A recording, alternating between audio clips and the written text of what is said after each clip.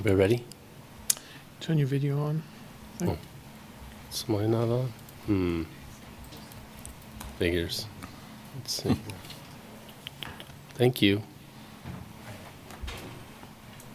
Don't know.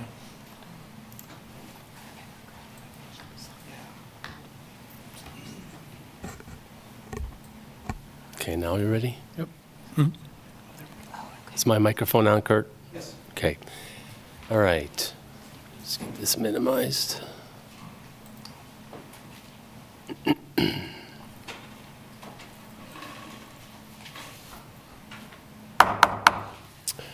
evening, everybody, and welcome to the January 20th, 2025 Lawrence City Commission meeting. I'm going to start with asking for some directions on the meeting rules, please.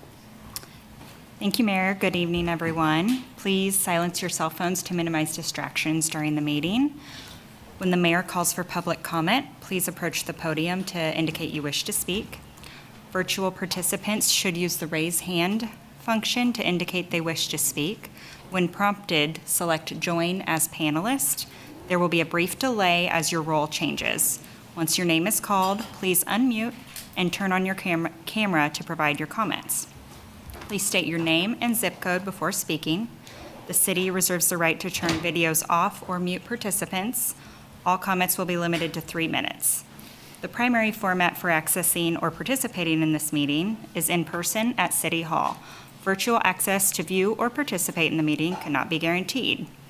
The chat function will not be monitored. If you have any trouble, the meeting can be viewed on the city's YouTube channel and cable channel 25. Okay, thank you very much. Okay, the first main item on the agenda is to approve the agenda. The City Commission reserves the right to amend, supplement, or reorder the agenda during the meeting. Is there a motion to approve the agenda? Move to approve the agenda? Second. Motion to approve the agenda by Vice Mayor Finkeldice, second by Commissioner Littlejohn. All in favor say aye. Aye. Aye. Okay, the motion passes 5-0.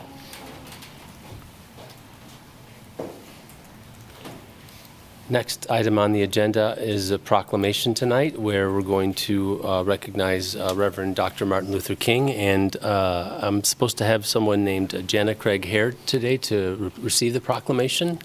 Ms. Hare works for I think it's the Equity Advisory Council along with the Lawrence Public Schools. Please stand here. If you'd like to add anything before I do the proclamation, I'd appreciate it. Yes. Thank you, Mayor Dever and City Commissioners. On behalf of Lawrence Public Schools and our Equity Advisory Council, thank you for issuing this proclamation. As you know, a focus on equity is at the heart of the work we do to serve students and families every day in the Lawrence Public Schools.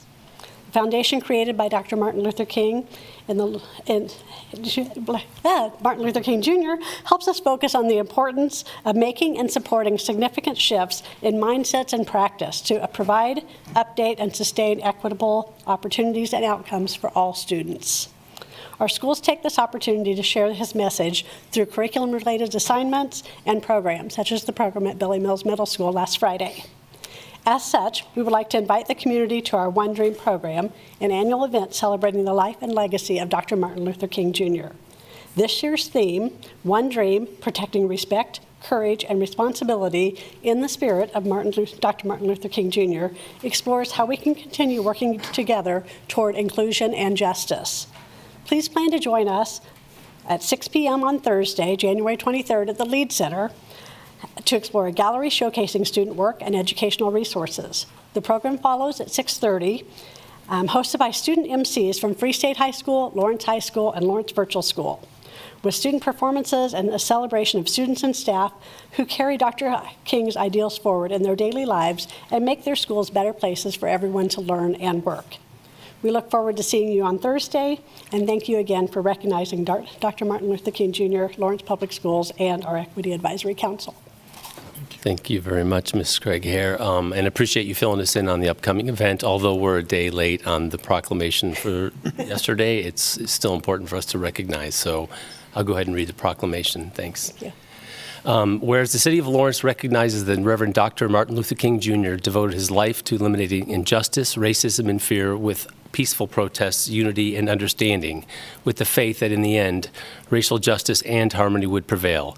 And whereas Dr. King endured imprisonment, physical violence, and adversity by government officials and racist evildoers to achieve change that would alter the course of American history, with his leadership and practice of nonviolence, which continues to inspire this nation and the world to reaffirm the importance of education and fairness as a foundation to end prejudice and discrimination.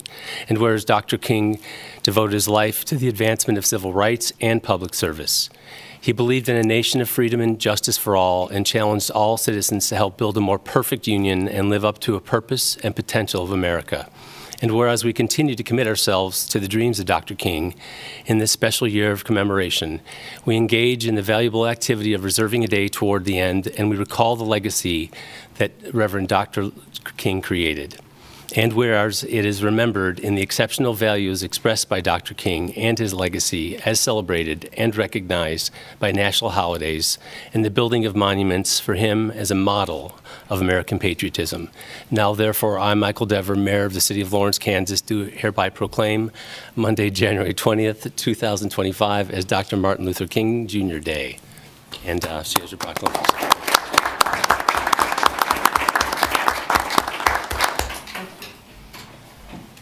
Thank you very much. Okay, the next item on the consent agenda are considered under one motion and approved under by one motion. Members of the governing body may remove items for separate discussion if desired. Members of the public may remove items identified as quasi-judicial for separate discussions if desired. Members of the public will be limited to 3 minutes for those comments. Is there a motion from the commission to remove anything from the consent agenda? Okay. I don't think there's any quasi-judicial items on there, is there? Nope. Anybody online, commissioners? No. Okay, very good. Okay, is there a motion? I move to approve the consent agenda. Second? Okay, the motion of the consent agenda is approved by Vice Mayor Finkeldye, second by Commissioner Littlejohn. All in favor, say aye. Aye. Aye. Aye. All right, motion passes 5-0.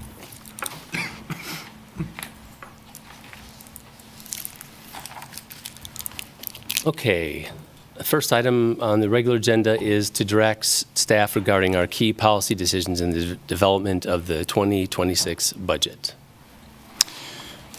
Thanks, Mayor. I think I'm going to kick this off. Good evening. From the weather outside, we know it's not May or June. It is January. This is months away from when we normally have these kinds of conversations about the budget. We are indeed months ahead of schedule, and I'm happy to report that a tremendous amount has already been accomplished in our help our community navigate to a balanced and sustainable budget. Budget and Strategy Manager Allie Porter and her team have engaged our executive team and many others in our organization to refine our already advanced data and decision-making tools. We have also engaged 2 additional teams to help in our work, one from our frontline employees and one from a group of community members who have expressed an interest in sharing their curiosity and serving as a sounding board as we move forward. We have built significant program information into the Balancing Act tool, which you have already used in a preliminary budget exercise, which we will discuss tonight. Our work is largely to provide real options and accessibility for our entire community to engage with us in this process. Making the information decisions more accessible and easier to understand, however, does not necessarily make the trade-offs easier. We are still months away from the final decisions and budget adoption, but the early work we do tonight and in the next few months leading to this spring and summer will narrow our conversations and reduce, if not eliminate, surprises. We are laying out very visibly what is at stake, where we are challenged, and the options to move forward. As I hand the presentation off to Allie, I want to re-emphasize this in strongest terms, the thoughtful engagement is the only thing that really helps us out in this work. We are facing difficult but very manageable realities as a community and as a city government. As you'll see, none of the early Balancing Act results suggest large swings in any program or large increases in property tax or fees, even if that's the direction we decide to go. The work is in finding the right adjustments and understanding that whatever we decide It is for the balanced benefit of the most good for the most of our neighbors. There are 100,000 different interpretations on the right balance. Whether your perspective comes as a department director, a labor leader, a neighborhood advocate, small business owner, elected official, or city manager, we are interconnected and we will go together as one community. In our work to balance our shared resources and addressing our shared needs, everyone is accountable for our neighbors, and we are bound and dedicated to the mission to create a community where all enjoy life and feel at home. With that, I'll hand it off to Allie, so she's going to walk us through what our preliminary information has shown and really hopefully lead to some discussion. Thank you, Craig. Thank you, City Commission. We do have a presentation before you this evening where we have separated it into sections with questions. So I do plan to pause at each section as long as the mayor's comfortable with that format. Okay. So the slide before you, you see our 2026 preliminary budget in front of you, along with a few of the preceding years. So a few things to note. 2023 are actuals, and this was the last year that we utilized ARPA to supplement the general fund, so that 800,000 approximately revenues over expenditures would not be there had we not utilized ARPA dollars to supplement the general fund. 2024 is the revised budget that City Commission saw when they passed the 2025 budget in September. We will not have year-end numbers until closer to April, so at the moment these are budget numbers versus actuals. The 2025 budget, again, you see in both 24 and 25 the utilization of fund balance to approximately $2 million in 24 and then 1.5 in 25. And then 2026 with our preliminary budget. So currently a $6.5 million deficit. I just want to re-emphasize it is January. And so we talk a lot about how we are building a budget based off of assumptions, and those assumptions will change because we are currently building a budget without a single 2025 data point. So 6.5 is a number that we're comfortable working from in January, but again, they will change. Last thing I'll note on this slide is that these expenditure assumptions do not include a plan for LDCFM expansion. So two of our assumptions in there is the growth of property tax and sales tax. Property tax being our second largest revenue stream in the general fund. And so right now we are projecting 6.25% assessed valuation growth. This is a number that is traditionally provided by the county. They will give us a preliminary estimate late March, early April. So 6.25 seemed like a number, a conservative estimate, again, that we were comfortable working with, but we will be able to update that when we have more information from the county in a few months. Second slide you see here for assumptions, sales tax. This is the largest source of revenue for our general fund, and we are currently projecting a 2% growth over 2025. Again, we've talked about it several times. You see that large spike post-COVID and then the normalization over the past few years. And so how quickly are we normalizing? And so we've projected 2% growth. Again, we will update as we get more information. So our first set of questions that I'm going to pause here is, given where we are in the process, do you agree with these assumptions for property tax and sales tax? And if not, what adjustments should be made?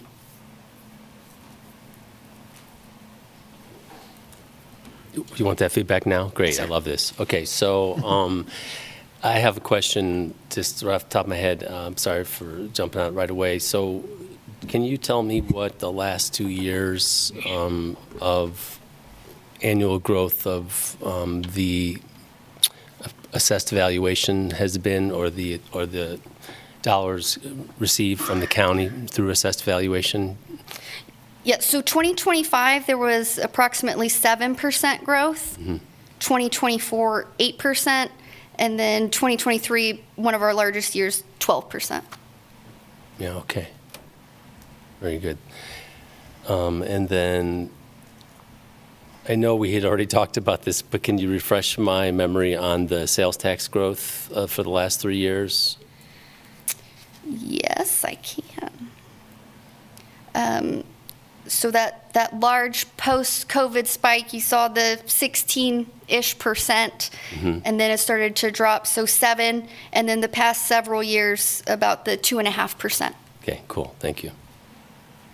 Yeah. Any other questions here on this one? I don't have questions. no. Do you have any comments or feedback? Anybody, commissioners online, do you have any questions about these assumptions before we make any statements about whether they sound fair or not? Amber has a No, I question. don't. Commissioner Mayor, Shaw? my hand's been up, just waiting to be acknowledged. Oh, sorry, I can't tell that, so, Amber's. okay. Thank you, Ally.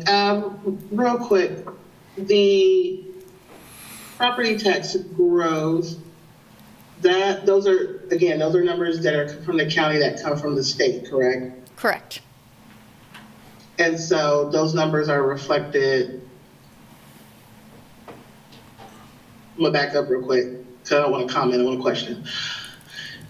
In the event the legislation comes through, and let's say it puts a lid on property tax growth or valuation, let's say it caps it at 4%, like we've been hearing, does that, whatever we discussed today, that will essentially negate everything? So if we say, yes, we think it's going to be a 6.5% growth, or we say, no, we should look at something a little bit lower to kind of come in under the legislature, what does that impact look like?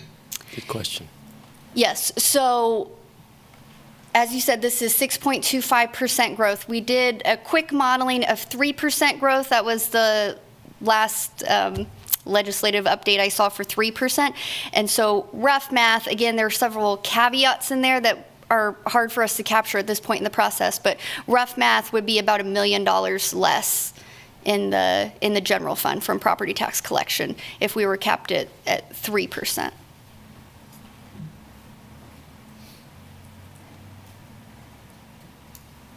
And then I imagine with a look back going to the pandemic, last year was probably our lowest sales tax collection. Post-COVID, yes. Post-COVID. Yes. And so that number compared to the year before last was how much? We've been, again, sales tax difficult because our reports lag 2 months behind. So we haven't even wrapped up 2024 yet. But the past few years, we've been seeing approximately 2.5%.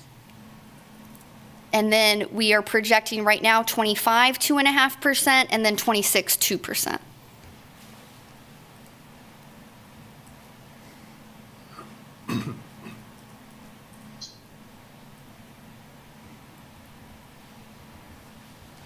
I do have a question about the mill difference. It was a question I used to pose to Jeremy, but it's not really germane to this, so I'll just wait until after discussion. But thank you, Ally. Thank you. Okay. How about feedback on what we're proposing to assume to grow, or these growth estimates? Are we comfortable with them? I would say, I think, certainly for where we are, with what information we have, I think this is good. I mean, we saw the realtors recently released a report that said, prices on residential properties were up about 4.3%. That's just residential, though, not commercial. And of course, valuations are based upon what exists on January 1st of 2026. So, certainly, I'm hopeful that 2025 we see some new projects coming out of the ground, and we have people talking about those, both residential and otherwise. So that would be on top of that. And so, I would have reason to believe that, it could be better than that, but I think at this point we certainly can't project it being better than that. We'll know more on, commercial and industrial increases, in a couple months when the appraiser comes out with them. And then we'll have to think about what other projects are starting. But, and then I think sales tax, yeah, we've overshot it. I don't want to overshoot it again. So 2% would be, I think, what we have to be planning on. And if we're surprised, we'll be happy. Yeah. How about you on the Yeah, I property mean, tax? You feel that way? I agree with Vice Mayor Finkeldye in terms of the property tax. It's kind of more or less a wait and see until we get more information on the sales tax. Yes, it does make me a little bit more apprehensive. We're estimating 2.5 for this year and then 2 for 26. So I'm almost of the mindset like I'm hoping we'll make 2 for 26, but I'm not. I mean. But, this is the information that we have now, so I can't really say anything, to the contrary. I will say one other caveat. We've been talking a lot about the World Cup in 2026. Right. And if we're a host team, Right. And even half of what the state thinks we'll get off sales tax from the World Cup in the middle of the 2026 summer, it could be better. Mm-hmm. But again, at this point, I'm an optimistic guy. I think we can do better, especially with the World Cup that year and a full football stadium up and running and all those things. But I think for the purposes of this discussion, we should be at 2%. And if later in the year we start to feel better about it, we can talk about that. But I do have a, question, comment to piggyback off of Vice Mayor Finkeldye. Were these projections made just at our current state, not including if and when the stadium is up and running, and normal projections of KU football during the fall and things of that sort, and kind of the distributed amount of monies that go into the town, or any projected World Cup or mini World Cup stuff. Yeah. I guess the second part of that question, we intentionally did not factor in revenue from the World Cup, as that would be a one-time revenue source that we're putting ongoing expenditures to. So that's intentional not to do that. I say holistically, yes, we try to include, but it's difficult given the improvements that were made there, right? And we don't have any 2025 data points in regards to KU football. So holistically, yes, but still extremely difficult. Cool. I was just curious. Commissioner Larson has a question. And Amber. I just a comment. Just these two numbers, I'm okay with them. I wouldn't want them to be any higher than either one of them. Given our history with both the sales tax as well as property tax, I think these are fine to start with. Okay. I'm sorry. Commissioner Sellers? Your hand is fading because of the background. Unfortunately, I can't see it very well, so apologize. Maybe I should change it to white so you can see it better. As far as the property tax growth, I think 625, I think for normal projections, that would be fine. I'm just a little bit leery that the legislature is going to put that lid on somewhere between 4 and 5%. So I think we can go in for the next few months thinking 625, but we need to mentally prepare ourselves for something that may be around 4% growth. Just in case the legislature caps it, because they're wanting to be able to show some type of relief for folks who have just kind of been, I guess, hit over the head by their own doing. So it's had little to do with us, more of what the legislature's been doing. So yeah, I can say 6.5, 6.25 is okay for now. I'm just in the mindset that we're probably going to see some legislation that's going to drop that for us. I think the 2% growth number is the fairly conservative number that we need to just stick with. Since we've had some volatile pieces that have impacted our community. And I know that with the sales tax on groceries, the state sales tax going down, that's going to cause some fluctuations as well. So I think this is just a perfect time for us to be stasis at 2%, and even moving forward, just so that we maybe learn how to under-promise and hopefully over-deliver and be able to get lose some opportunities later on down the line. Okay, thank you. Yeah, I think we should stick with 2.0 on our estimates for sales tax. Definitely want to underestimate, if anything. And on property tax, I'd be willing to go lower on our estimate in the future because the sustained, level of increases over time probably isn't going to maintain, but it's possible, and maybe because of the way we assess property in arrears, it may be to our advantage. So I'm not quite sure where we're going to be as far as the value goes, but 6.25 seems conservative enough for me. But we may, again, as Commissioner Sellers pointed out, need to consider lower amounts based on what the state's planning on doing in the future. So is that the feedback you need? Yes. Okay, great. Thank you. Okay, next is our fund balance. As I noted earlier, we anticipating utilizing fund balance in both 2024 and as part of the 2025 adopted budget. I get asked regularly, why do we have fund balance and what exactly is its purpose? And there are several reasons why we have fund balance, but two that I want to highlight. One, again, we have a budget with revenues based on assumptions. That's not money sitting in a bank. We are assuming, making assumptions that we are going to receive that. And if those assumptions don't come to fruition, we still have obligations, including paying our employees.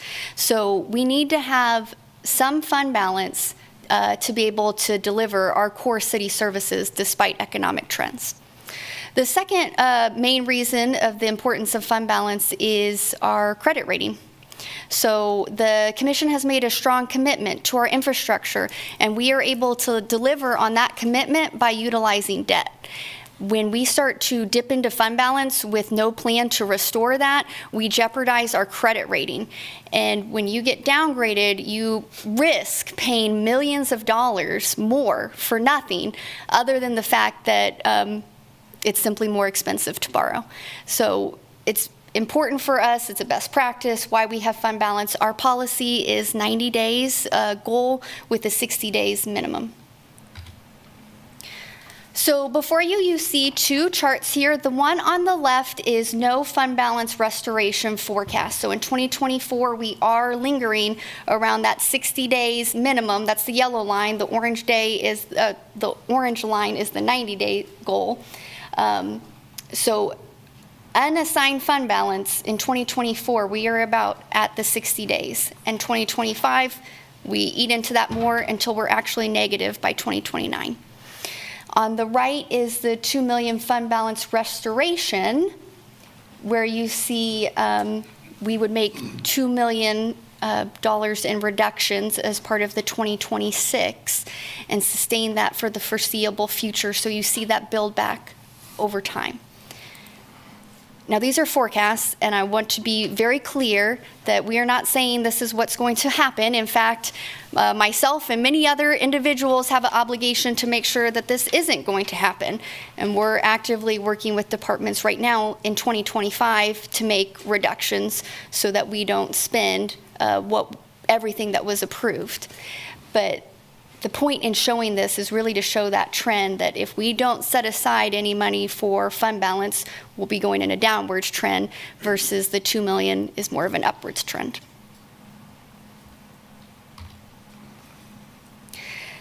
The second chart here is highlights our top cost driver, which is personnel. So this is personnel costs in the general fund. The yellow line is our fund balance. Actually, I'm going to back up. The orange line is our fund balance policy minimum. So as our expenses go up, you see that line also go up. And then the yellow line is our actual fund balance and projected fund balance. And so you see the correlation of that going down. The dark blue is what we are spent on personnel.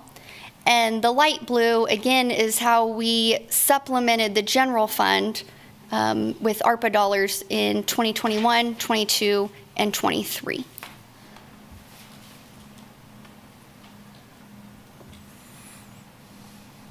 So our next set of questions tonight is if 2 million is the appropriate amount to restore fund balance. Okay, great. Questions from commissioners online? Comments? Questions for her? I have a question, Mayor. Could you go back to that last slide, please? So between 2022 and 2023, there was a pretty significant increase in our personnel. Can you speak to that as to why that was such a big increase? So the city conducted a compensation study in 2018, and that was sat on for a little while, and then was actually implemented, I believe, as part of 21 and 22. So that's when you see those jumps.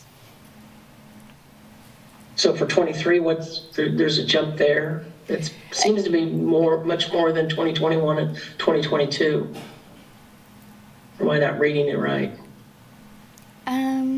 Yes, I'd have to look at the exact dollars. I can't. Is it 21 and 22 that we did or was it 22 and 23 we did implemented the PACE study? I believe it's 22 and 23. Okay. So, Okay. Yeah, and that was $11 million over those 2 years of additional compensation. Now, that wasn't just general fund, but we did make those adjustments over those 2 years, implemented the recommended pay adjustments to stay up with market. Okay, thank you.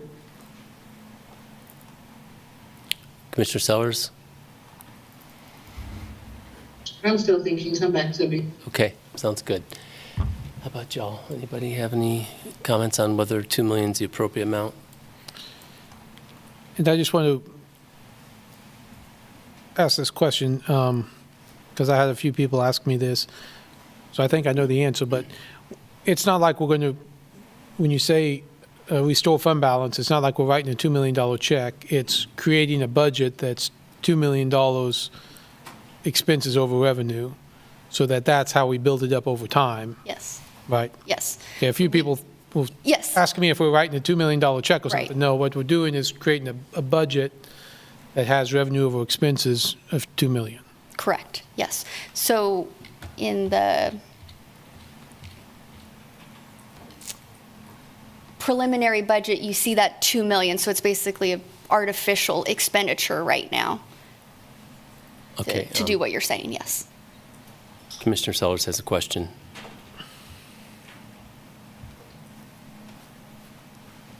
I want to ask a trending question on our CIP projects, but I'm not finding the words quite right. I want to ask about it. So,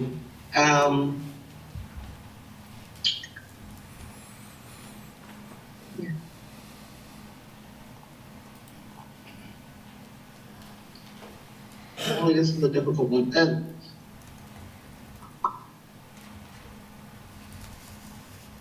Yeah, let me gnaw on this one a bit. I may come back to this at the end of your presentation, because I did have a question, but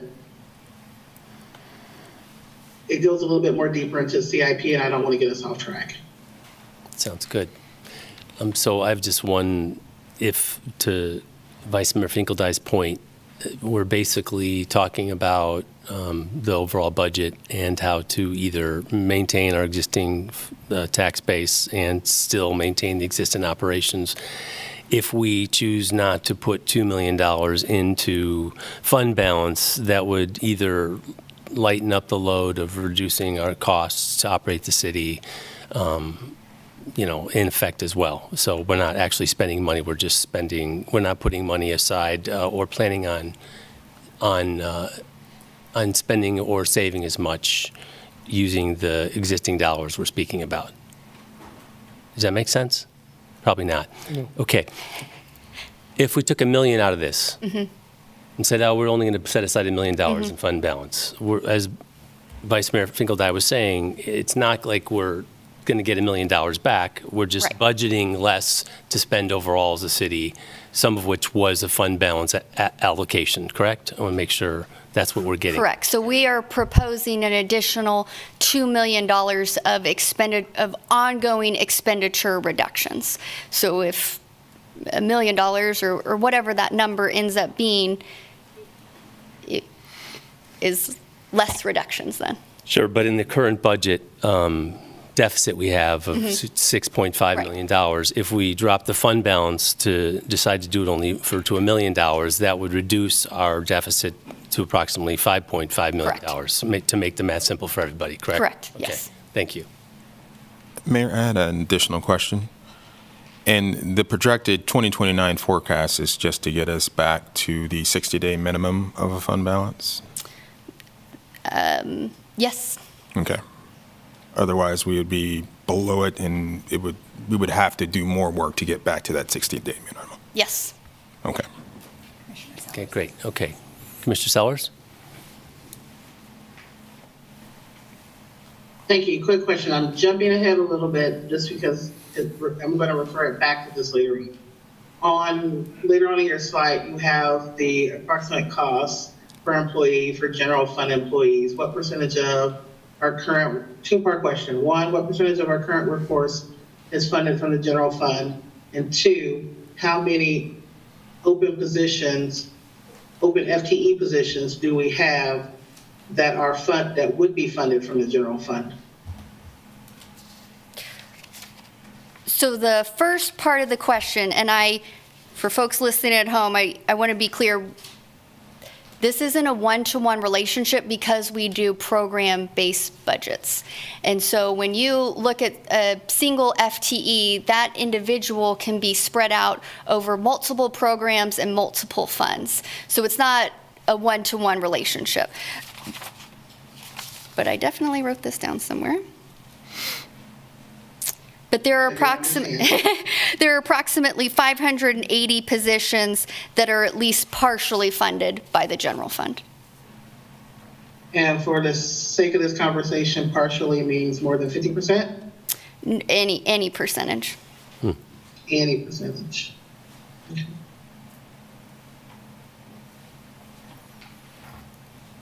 So currently 580 FTEs are partially funded out of the general fund. Yes. And how many vacancies do we currently have that could potentially be partially funded out of the general fund? I do not have our vacancy information. I'm not sure if anybody from HR is on, but we can get that to you. Thank you, Madam. Okay. Okay, then, so for the purposes of this presentation, commissioners online, do you agree or think that $2 million is the appropriate amount to restore the fund balance at this point in planning?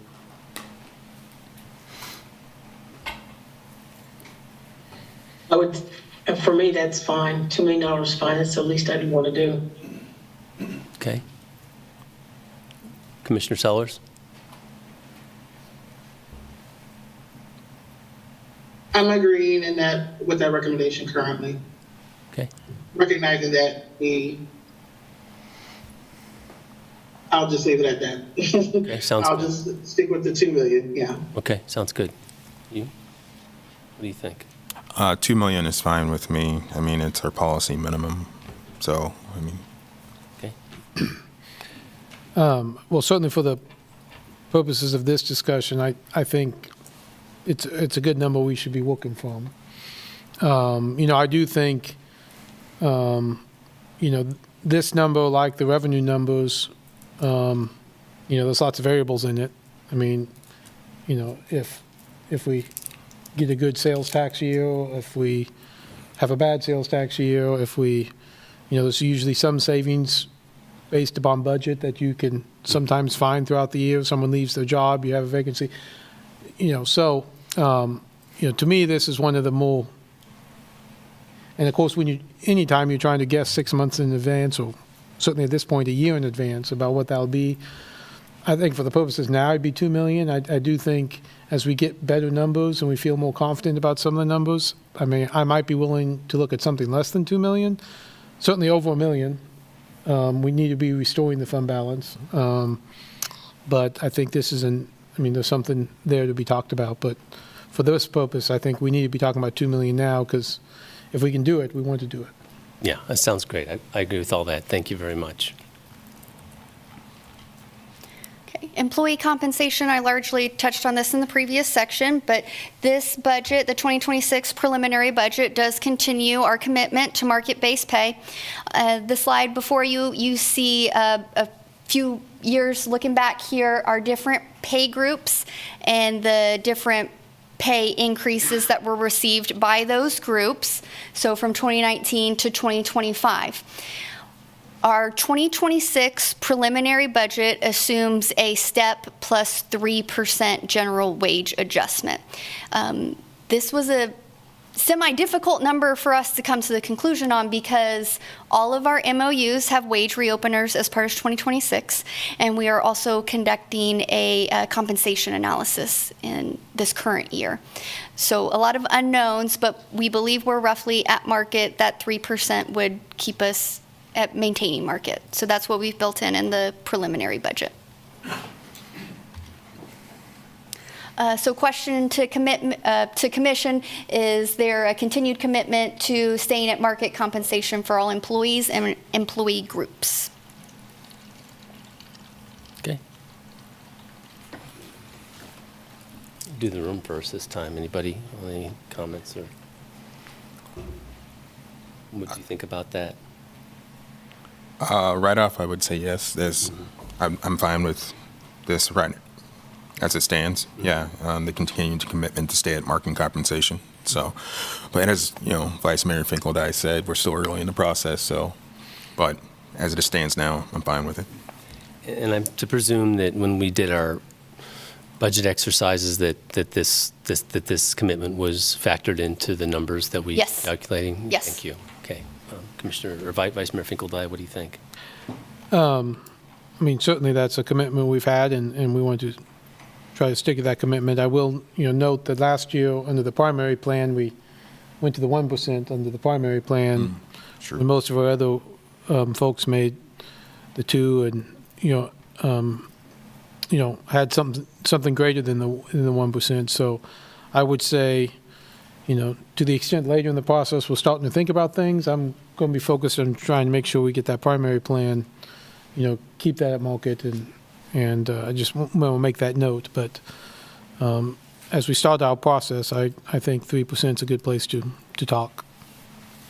I would concur. I'd be interested in seeing that to get those folks back. Okay, and then Commissioner Sellers or Commissioner Larson, do you guys have any questions or about this or feedback? I don't have any questions, but the 3% is I want to stay at market compensation for all groups to the extent possible.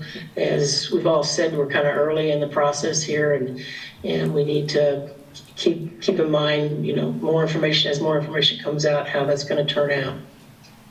Okay.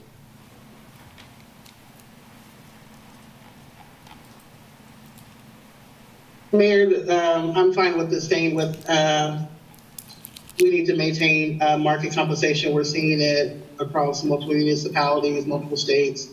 We're seeing it on a state level as far as compensation. I think at any point in time, if we dip below, it's going to create a bigger gap, and I don't want to see us do that. I think something as we continue to move forward that we need to look at and address, which I think we do each year, we just do it later on in the budget process, is what these numbers look like as it relates to vacancies, and if there needs to be, if we need to have more larger elevated conversations around, freezing FTEs, eliminating FTEs to ensure that if there's any other variables that could impact where we may have some budget impacts as it relates to compensation. So I think right now is not the time for us to do any type of pay freezes or anything like that. So staying with the trend to ensure that we are paying folks their deserved pay, especially while things could potentially become imbalance out of our control, is something that I want to make sure we stay on track with. Okay, thank you. All right, sounds good. I think you've got your input. Yes. Balancing Act. This continues to be a tool that we lean into and refine.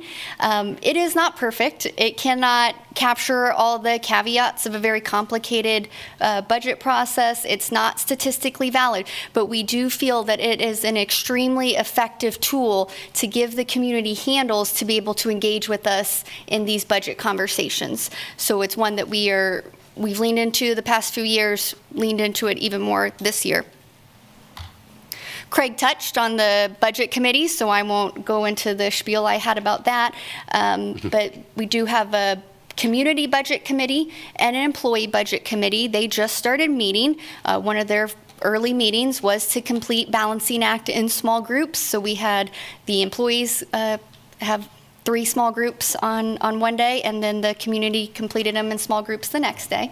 And their collected feedback showed that there are about a handful of programs that they would maintain, including ADA compliance in the police department, investigations, patrol, specialty units, aquatics in Parks and Recreation, and then building safety and code compliance in planning and development services. No program was increased or decreased by all of the groups, and then 4 out of the 6 groups increased property taxes to some degree, and there were also some suggestions for Parks and Recreation fee increases. The City Commission also completed Balancing Act, and so we have those tabulated in front of you. Again, the handful of programs that are maintained, those underlined are the ones that the budget committees also maintained. And then in PDS, you see those in italics because 4 submissions maintained and 1 actually increased. All commissioners decreased information services in the police department and then the golf course in Parks and Recreation. And 2 of the 5 submissions increased property taxes, again to various degrees, and those suggestions for Parks and Recreation fees. So if I'm looking at these results, I see a handful of programs that are expected to be maintained, but by and large, there are considerations for reductions in every other area that's not listed. So our question this evening is, outside of those programs that we have shown, are there areas the City Commission will not support some levels of reductions to balance the budget, and in full transparency and recognition that this will result in employee headcount reductions to some degree?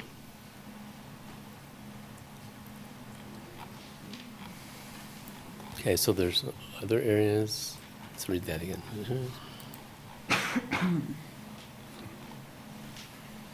Okay. So, are there areas of service the City Commission will not support reductions to balance the budget? So, do any commissioners want to? Okay, so Commissioner Sellers raised her hand, please. I figured since you started in the room that we'd do online. I'm in concurrence with our ADA compliance.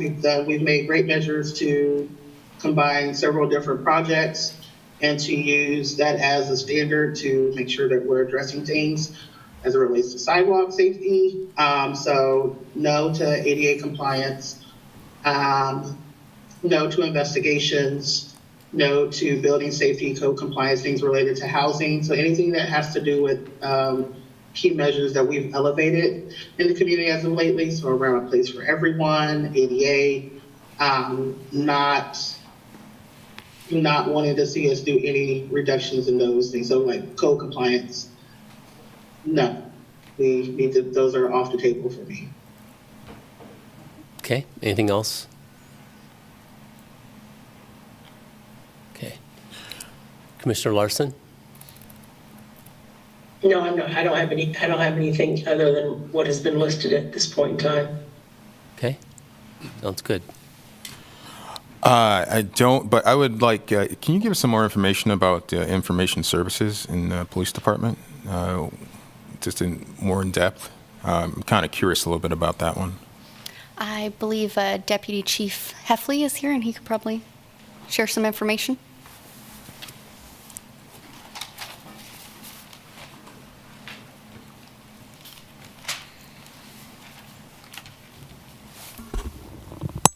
Good evening, Commissioners. Adam Heffley, Lawrence Police Department. Question was information services, what does it comprise? So it's a little bit of a mystery, and I apologize for that about not being more clear in the front end of this. Information services is 3 units: the records unit, evidence unit, and information technology unit within the police department. The main things that those units service are providing records to the public for police reports, providing dissemination to the, speaking of the records unit, dissemination to the district attorney's office, and our submission to the state of Kansas is required by law. That unit itself has gone from 6 technicians and a manager to 4 technicians and a manager in the last 2 years. The evidence unit is essentially what it is. It's 3 technicians who maintain physical evidence in the facility itself, transfer material to court, to labs for processing, testing and such. And then the information technology unit is 2 technicians and 3 other positions that maintain the networks, including the mobile data computers that are in all the police cars, the network systems that are incorporated throughout the department, and they handled 1,500 help desk tickets in the previous year. So their main function is to support patrol and investigations. And that is something that I own of not being able to articulate that well enough in this exercise. But the large a large portion of the funding for that program, roughly $760,000, is for software to operate a bunch of different services that support patrol and investigations, including our body-worn camera and in-car video programs. Back 12 to 8 weeks ago, we signed a contract to continue body-worn cameras, in-car video, and digital evidence storage.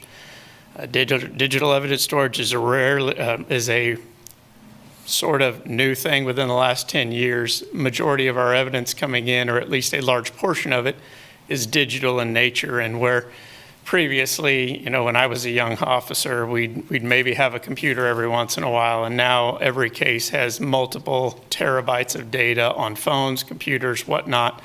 This process also allows community members to submit digital evidence through our contracted provider in that. So that is where a lot of that equipment comes from, where those costs come from. Additionally, our policy, or some of the big drivers, our policy company, our records management system that we actually utilize out in the field and on the back end. A significant portion, about $40,000 this year is to pay for that. And then for computers, for the desktop computers in the department, as well as I said before, the mobile data computers out in the field, including a program to produce electronic citations, so that we could also incorporate data collection for car stop data, which has been something that's come before the commission in the past. So I threw a lot at you. I should have paused for questions. If you have questions about that, I'd be happy to answer those. I think, what was it earlier in what your comments were, there's already been a reduction, you said, from the last year to this year? So 2 years ago, the records unit was operated with 6 technicians and 1 manager. We reduced a position in there through attrition in previous budget cycles, and then we've had another person leave and elected to reduce that position. We all see this coming. So where we can make efficiencies, we are. But yes, that was a 7-person unit that's down to 5 at this point. There was a reduction in hours to the public with those reduction in employees, which is something that we've taken to heart, of doing less with less. But there are requirements of us, especially when you talk about dissemination of case information to our partners in the district attorney's office, municipal court, federal prosecution, and then also private attorneys and things, and insurance companies. Okay. Thank you. So I think, I don't have any other questions. Anybody else online have any questions? about you? Thank you for that. I don't have any Yeah, I think we're questions, good. but I think yeah. thank you. I mean, I do think, obviously, we're early on in this. By the way, Ally, I appreciate and all the staff, not just you, obviously, Ally, but this is more detailed than we had last year. You know, more categories, more information. That's appreciated. I think this is an example, though, where it's sometimes hard. I mean, if you say you want to keep patrol and investigations the same, but then, well, what if you reduce information services? Does that really affect patrol, you know, and, you know, how some of these interact? Some of them are standalone. I mean, animal control might be standalone, but obviously information technology is interwoven, I guess is the right word, interwoven with some of those other. So I think we have to understand that as we move on. But I do think I think the big takeaway there is, you know, the kind of a goal to keep patrol investigations the same. And I do think that is, you know, a goal of mine and probably something we don't want to touch. I think on code compliance, I think I was the one person who said, let's increase it, because I think that was a big part of the discussion we had with the development code. Though I would say with the caveat that I think there has been some discussion with the increase in the occupancy, we might not need as much enforcement in that category, and that might free us up to be able to do some other code enforcement. So I do want to look at that as part of this process. But otherwise, I think some of the lists that we have here, I tend to be in agreements with, and I think everything else has to be on the table. Yeah. Commissioner Sellers? No, just real quick. It was just something that Commissioner Finkel and I said that piqued my curiosity as far as code compliance. And I just want to be able to say this on the record so we can kind of get the conversation going as it relates to budgeting. You know, we have the report on as it related to what inspections were looking like. We know that we have the new land development code. So I think there needs to be some conversation about how do we operationalize and execute better in code compliance, because we are missing the mark and there needs to be better relationships between housing initiatives and code compliance within that group as a whole. And so I'm saying that not as a criticism, but as a critique and opportunity for us to look at how to create better efficiencies with code compliance as it relates to housing initiatives. Because again, we are talking about, we have projects and programs that code compliance plays a huge role in. And if we're deficient in those areas, then it's going to impact how efficient we can be in meeting the metrics for something like a place for everyone. So I appreciate Commissioner Finkel and I bringing that up and being able to point out an opportunity for us to, where it's not necessarily something that we per se need to put the technical work into, but it is definitely technical work that needs to be looked at, and especially if we're going to put more money into it. Mm-hmm. Okay. Thank you.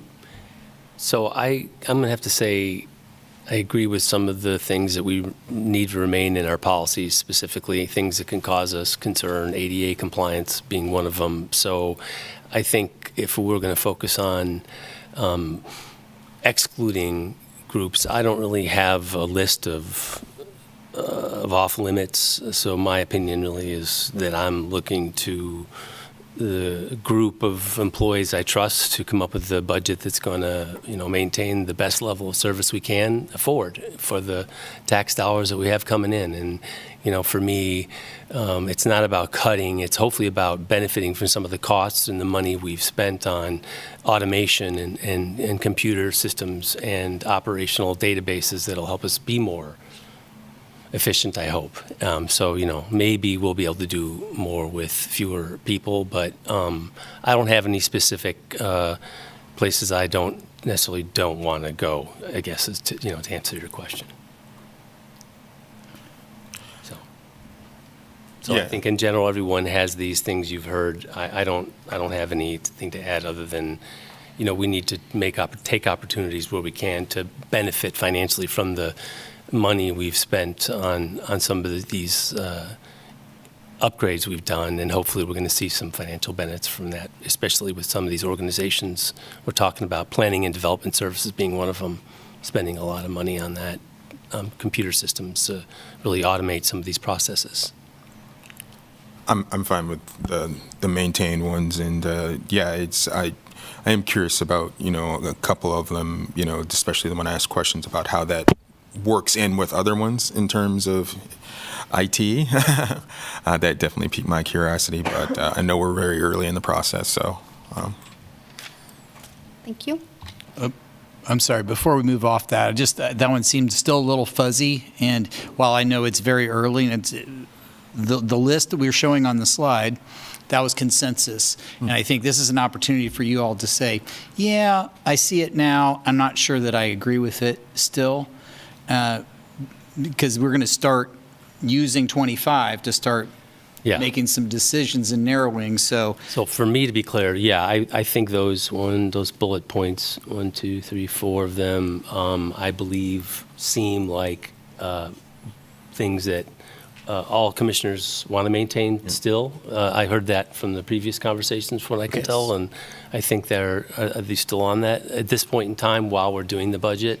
There's other, obviously, costs we're not talking about that were asked about that obviously we decreased. So, but these, I guess, 4 were all commissioner maintained. So I think I don't think any of us have changed our minds. No. Yeah. And I want to be clear, though, are you talking about the ones that are underlined or all of them listed? underlined was the consensus with the other Correct. groups, right? The ones that are ADA compliance, investigations and patrol, aquatics specifically, and code compliance. Yeah, I guess, to be clear, ADA, investigations, patrol, I'm fine with aquatics and code compliance. Those are the ones, I think, those underlined ones, I think. Right.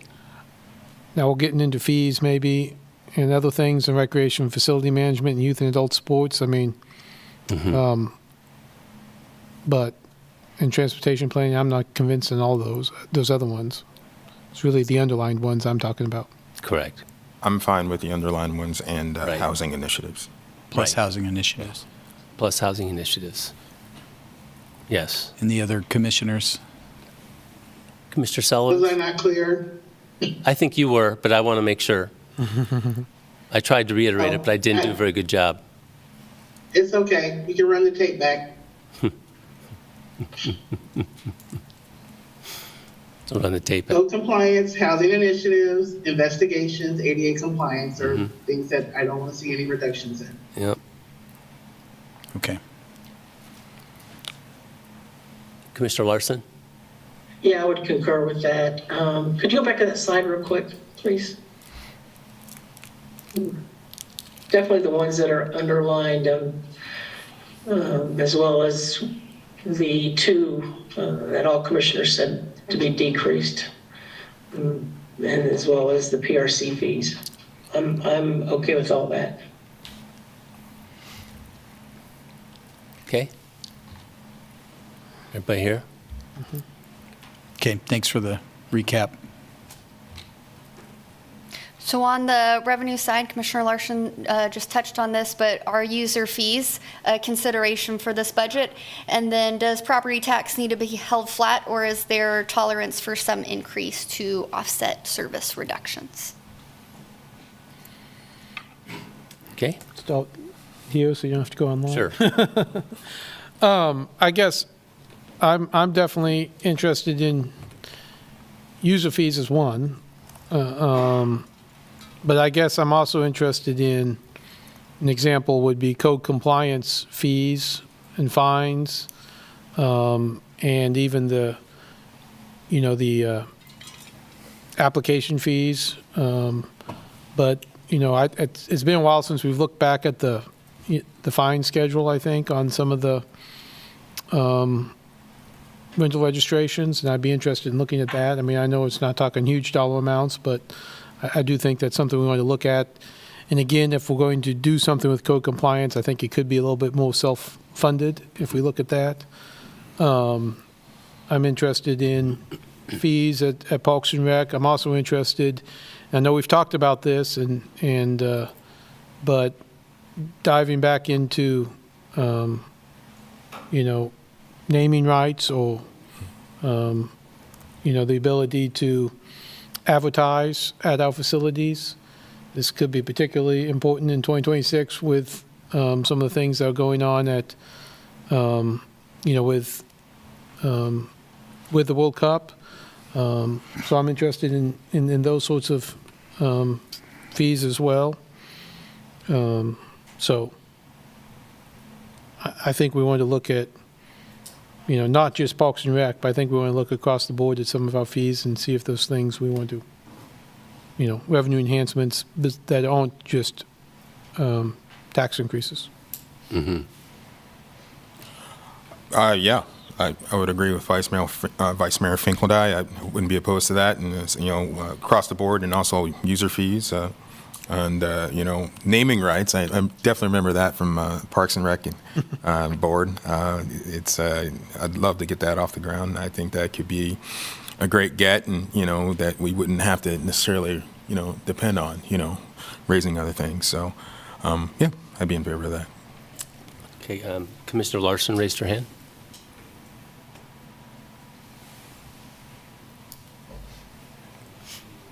Nope, you muted Commissioner Lawson. We can't. Sorry about that, thank you. Okay.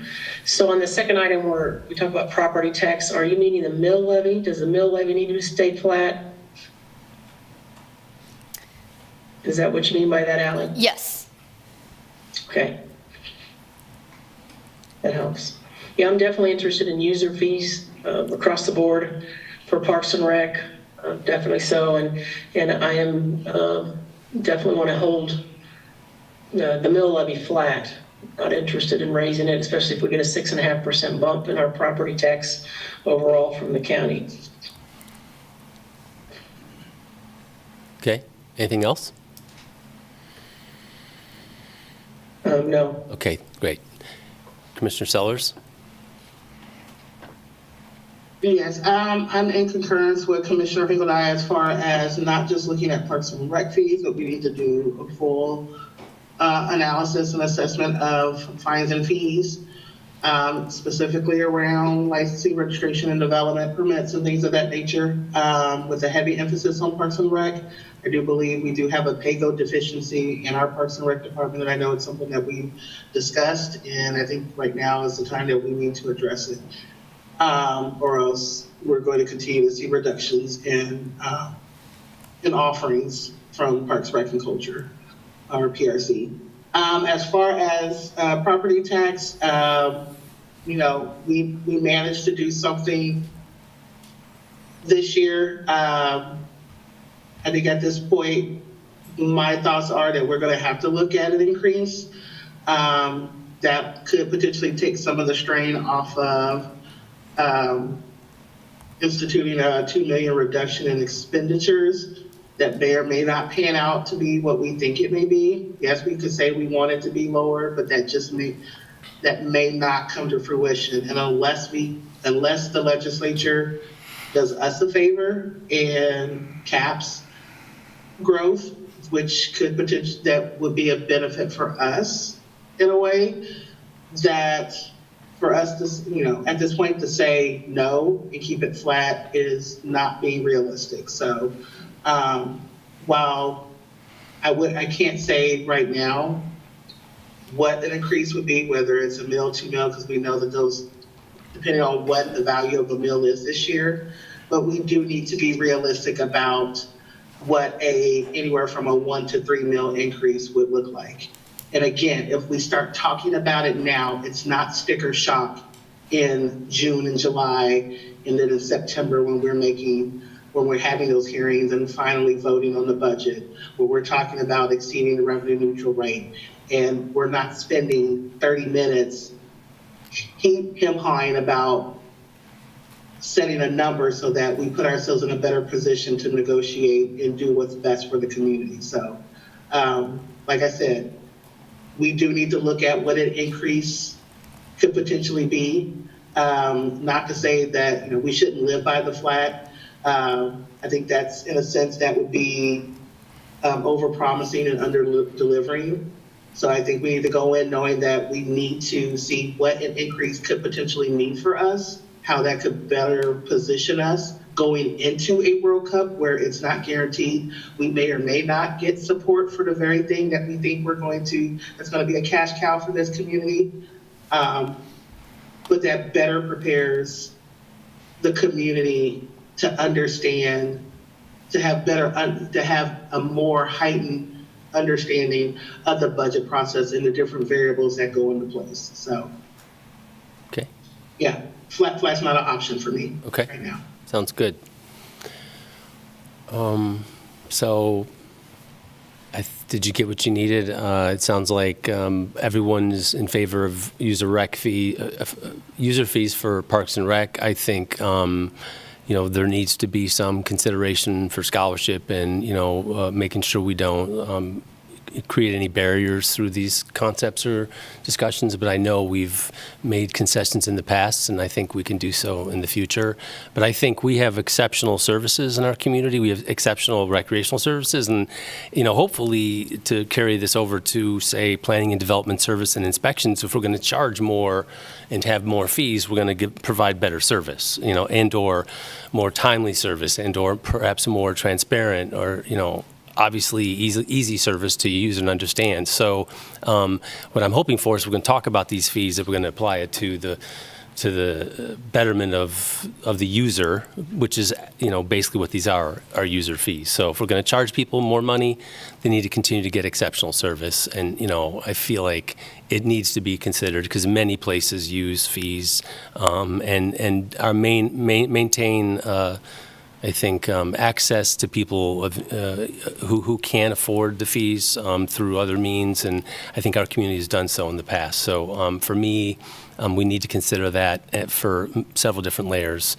As far as the property tax goes, I want to maintain a steady mill levy, but it sounds like you may have support for some increase in the mill, so perhaps you should follow the advice and run some numbers on what it would look like for some sort of increase, because I didn't hear no from you and I didn't hear no from you. So No, and especially seeing that the feedback from all the other groups that it's especially given what we had to do last year, dip into our reserves to go ahead and make up for this year. So I definitely think we need to at least have that opportunity, or leave it as an option for us. So like we said, we've been saying all night, it's still early in the process, but I'd hate to go ahead and eliminate that option right now. I do want to say something, by the way, because I kind of forgot to mention earlier, but I think the golf course is another example. We all said, I think it was unanimous, everyone said cut the golf course. Mm-hmm. But I also would say, I think, we didn't have the option to say, well, increase the green fees, No. to offset that, in that particular. So I do think, I'd be interested in saving money in the general fund related to the golf course, but if that's some cuts in service and some increases in fees, I think those, I think that's part of that conversation. I've already heard from a couple of golfers who of course, have said, on one hand, they don't want the golf course cut, like eliminated, and maybe that's on the table, but the other hand is, they say there's long lines and there's people waiting, and so maybe there's some demand there that you could also capture some fees for. Mm-hmm. So I don't know, I think we all reduce the level of service for the golf course, but I am open to that.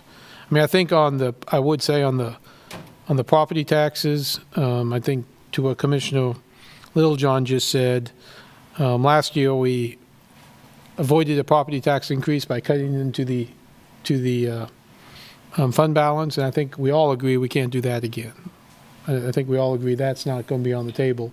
So I think we're going to have to be weighing serious cuts in programs we all like versus that. And so, but we can't dip into the fund balance again.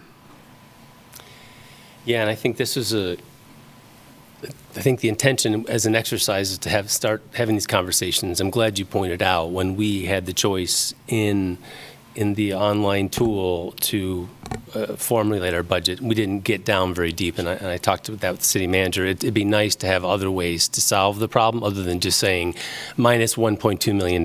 You know, I know that's not how things work, and that was what I got, so that was the conversation we're having today, and I think it was a way to stimulate conversation amongst all of us so that we are being realistic about what our expectations are, what the community's expectations are, and if we want to raise the mill levy, that we're talking about it now and not, 6 months from now, because as some have pointed out, with a 6 or 7% increase in valuation, in the past that would have been enough for us to sustain our budget without increasing the mill levy, and I want to know if we can work towards that goal where we're not continuing raising the mill levy and we have increased valuations, because it's a cycle that just can't, it's unsustainable for us and for the people who are trying to live here. So that's kind of where I'm at.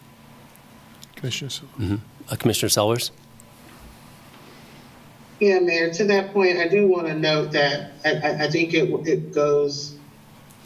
should be stated that many of us do take into account sooner rather than later valuations in the mill levy, mill increases, maybe a little bit. Some commissioners do that a little bit sooner than others do, and sometimes the conversation doesn't lead itself to that because maybe commissioners are waiting on staff to give them their recommendations to then guide their own feedback. And so I think what this process has presented to this commission is for us as policymakers and budget arbiters to do our due diligence and our homework to understand the dynamics of this. I think in January of 2025, before a budget year, we shouldn't be talking about keeping things flat knowing that we have a $6.5 million deficit. That's not smart. That's not an attack. That's just saying that's not smart as it relates to budgeting and forecasting. So when you have so many competing values at play, I think for us to make statements, which I've heard, doing more with less, if we're going to increase, then services need to be better. I think one of the things we have to understand is that there's been a lot of subsidizing that's been done in our budget at the expense of the community wanting certain services to be exceptional.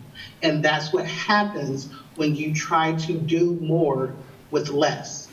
And so this process that we are starting sooner rather than where we typically have in the past, I hope is elevating that point that we cannot continue to do that. I've made the statement, it's not my own, that yesterday's price is not today's price.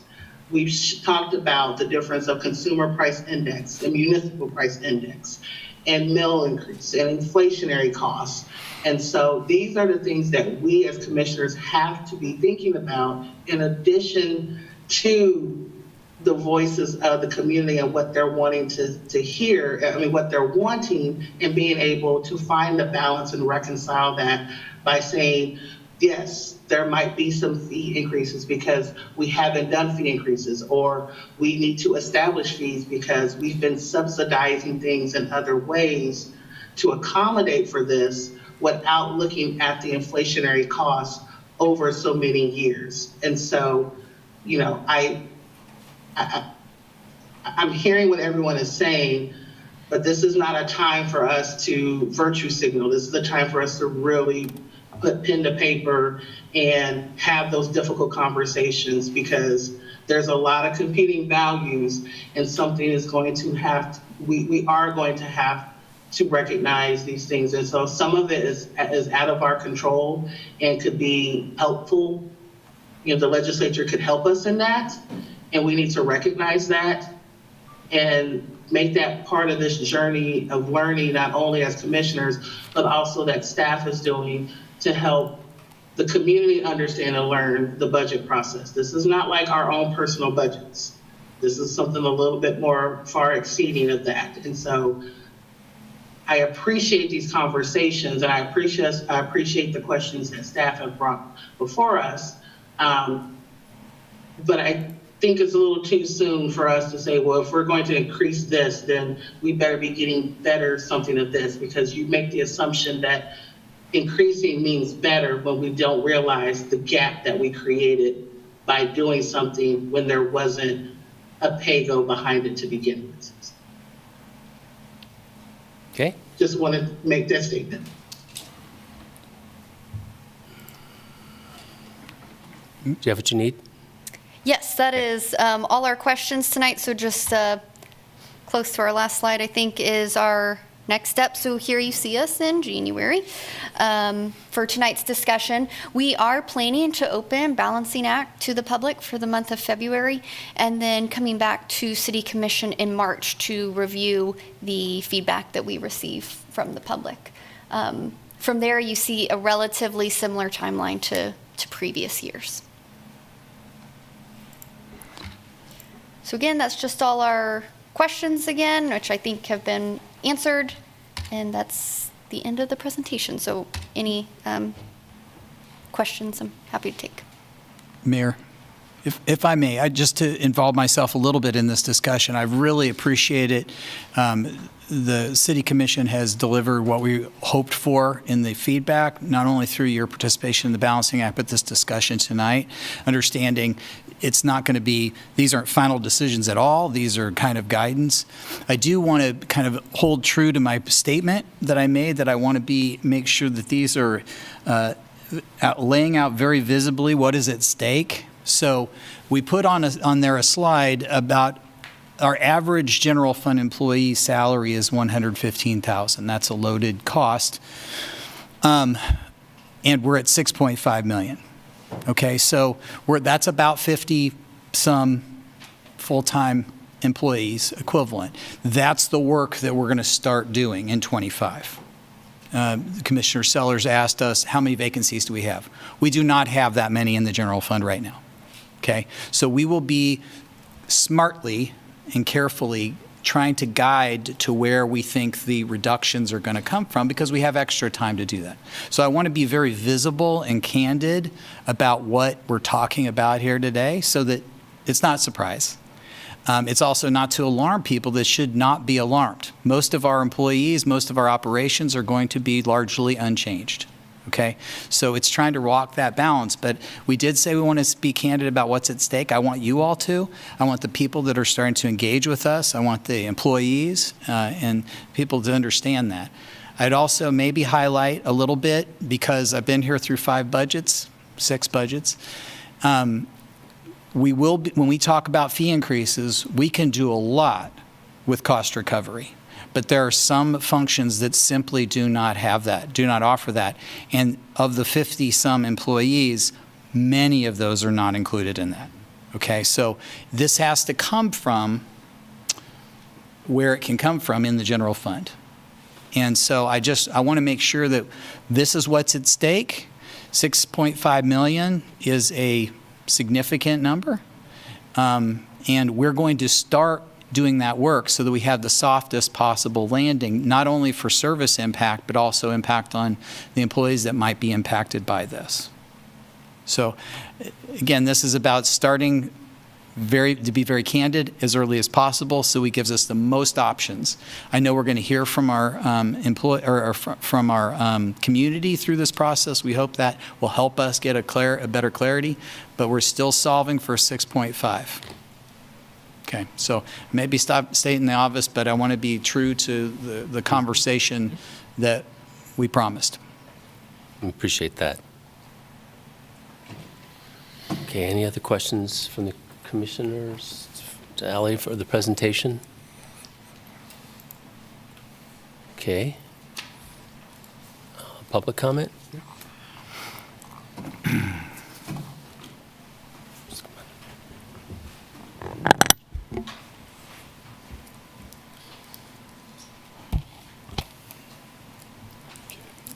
right, yeah, my name is Eric Hyde. I live at the Polar Lofts.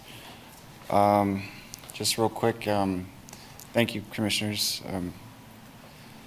I like most of what you're doing, what you're talking about. There's a few things I'm concerned about, though. Let's see here.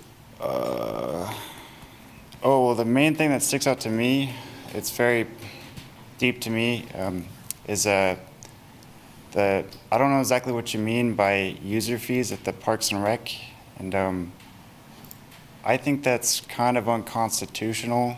I think people basically own the parks, and because they're living in the city. I do understand there's other reasons why you need to charge fees, and I'm not really against that. I just want to warn against relying too heavily on charging fees for park stuff. I did hear the police talk about information services. If I were a commissioner, which you probably know I'm running for city commission, I would support giving them a bit more money so they could process more of that information stuff. Because, I mean, they probably got a lot of stuff to go through, and it's, we need some law and order in this community, and we don't want it to get out of control here. So they need more support, just a little bit more. I'm sure they can do a lot with a little bit. I mostly like what I'm hearing. I like the code compliance thing. I like the fines for that. I think property owners, especially downtown, need to be more, have more integrity with their code compliance stuff. And they need to take better care of their businesses downtown, and that people are renting from or renting to run businesses out of and stuff like that. I think that's pretty much all I have to say. One thing that I want to point out before my time is over is that I know it's your job, and I'm not criticizing you for that. I'm just, I'm hearing a lot of external focus on variables, like the money. But I think we need to have more moral concern in whatever we're doing, whatever decisions we're making, or at least include that. And that way we don't get too focused on the money, because we can solve all the budget crisis problems, and I think our current budget is fine, but it just needs tweaking. Anyway, thank you. Thank you, Eric.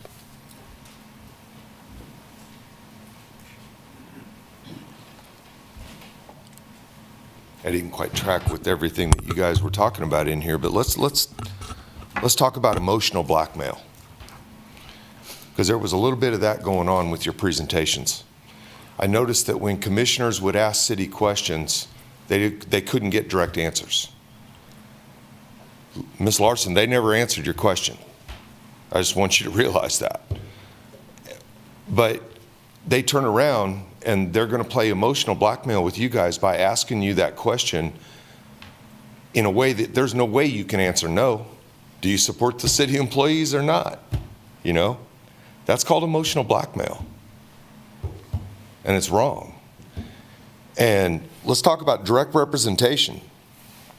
Amber Sellers is confused about what the public thinks about property taxes. And I can tell you that if she tries to raise the mill levy, somebody's going to get up in her face and they're going to fight like hell. Because we're done with the double-digit increases in our property taxes. $240,000 for a starter house. I've said that in here before. That's not a starter house, guys. You're going to end up with nothing but rich people and homeless people in this town. That's really where you're headed without some cuts. Because you can keep raising the rates and raising user fees and everything. Raising user fees has nothing to do with constitutionality, actually. You can actually raise those all you want, but you're screwing your citizens when you do that. And you're screwing your poorest citizens when you do that.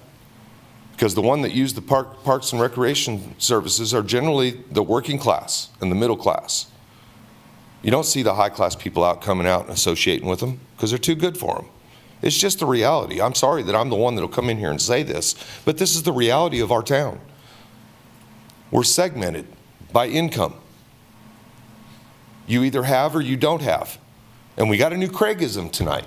It's going to come, well, it's just going to have to come where it has to come from. He's got no freaking clue where he's going to get it.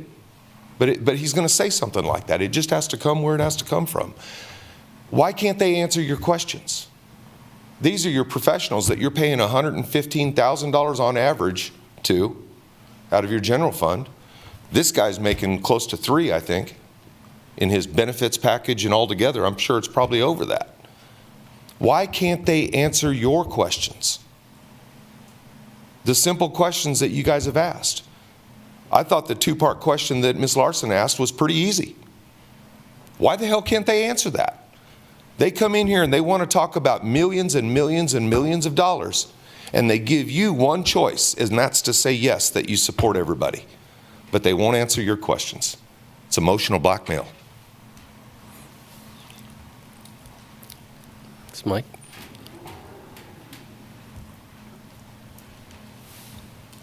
Any other public comment in the room? Please.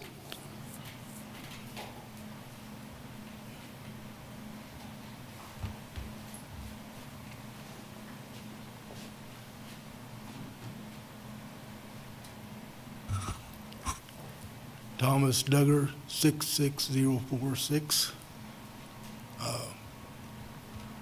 There's way too many things I could comment on over the last presentation. The Olympics coming to KC Sportings. The day of the announcement, people were buying houses before the prices went up in Wyandotte County the same day.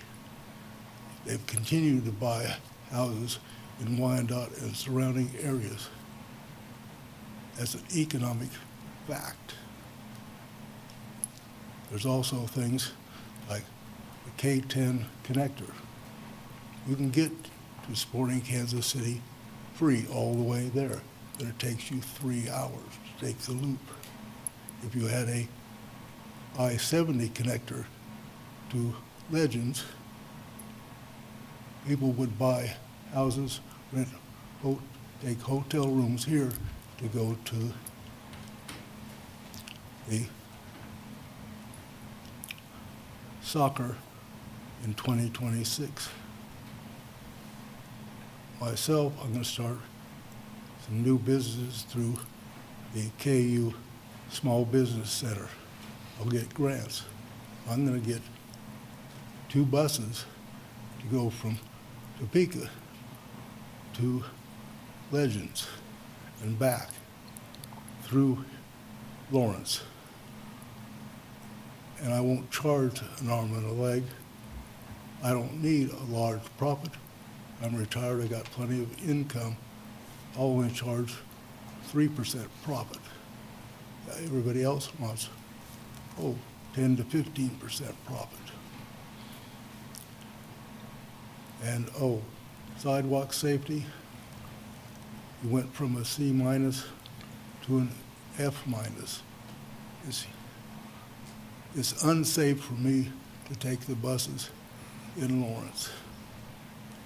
None of the bus stops are cleared from ice except for Central Station and by the library and a couple other places like Dillon's and Walmart.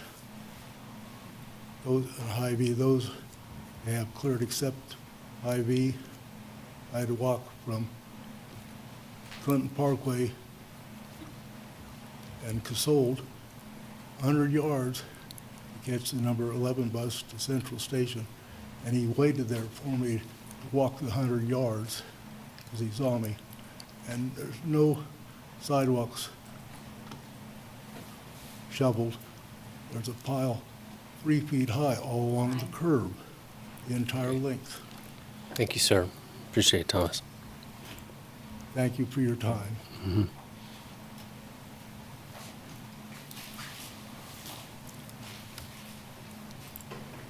Any other public comments in the room? Okay, let's see what we have online.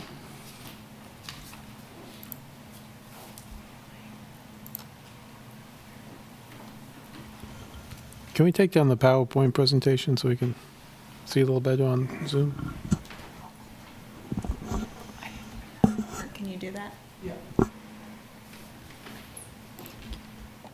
Thank you. Melinda Ball.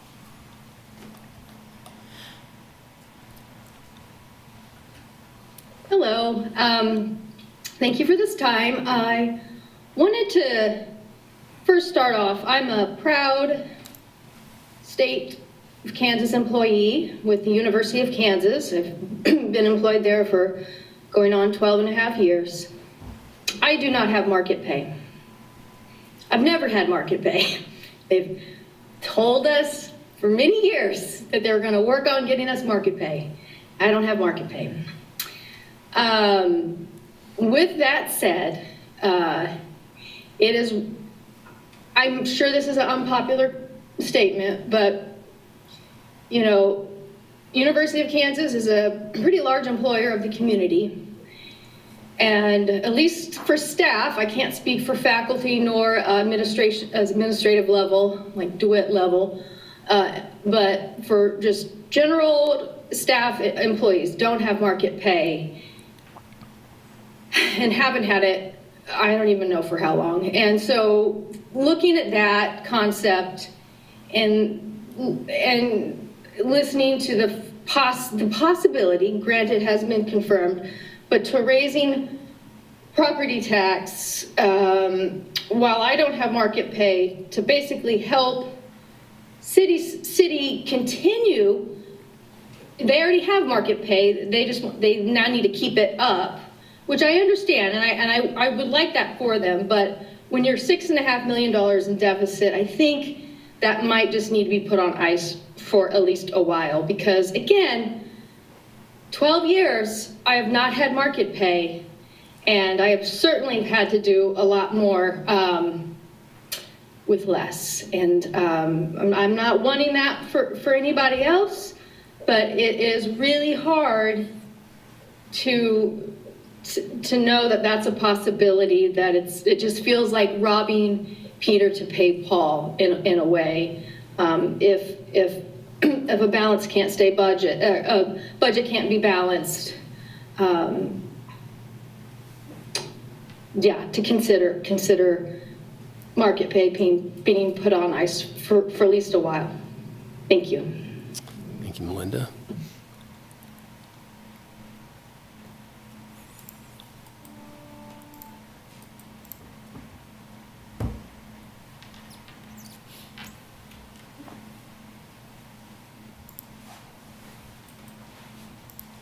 Julie Jones. Hello, Julie Jones, 66047. I'm responding to an article I read about the quote that Mr. Owens made about 2 ways for us to make up this deficit. Either we needed to bring in more business or we needed to pay more taxes. And I will, what's the word I want to use? Piggyback off of what Ms. Ball said, in that, you know, raising those employees' pay, I think they should have had, since they're supposed to be the best, they should have been able to forecast in the first quarter that, okay, we're not rolling here like we usually do. We need to cut things back immediately. To me, that is a market rate pay individual.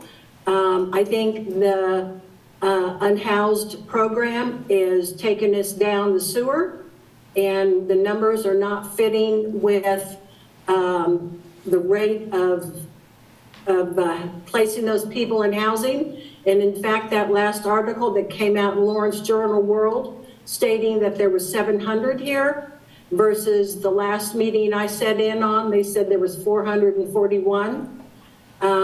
It's, you know, it's not working, but yet we're still giving them millions. And so I'm not for putting the monkey on our back.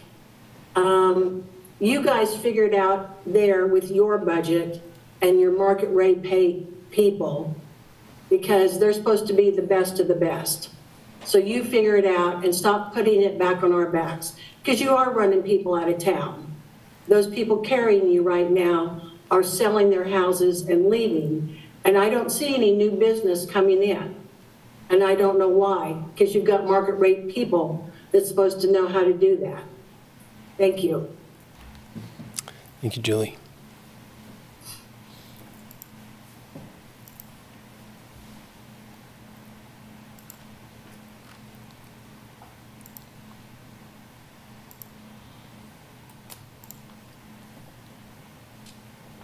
Stephen Watts.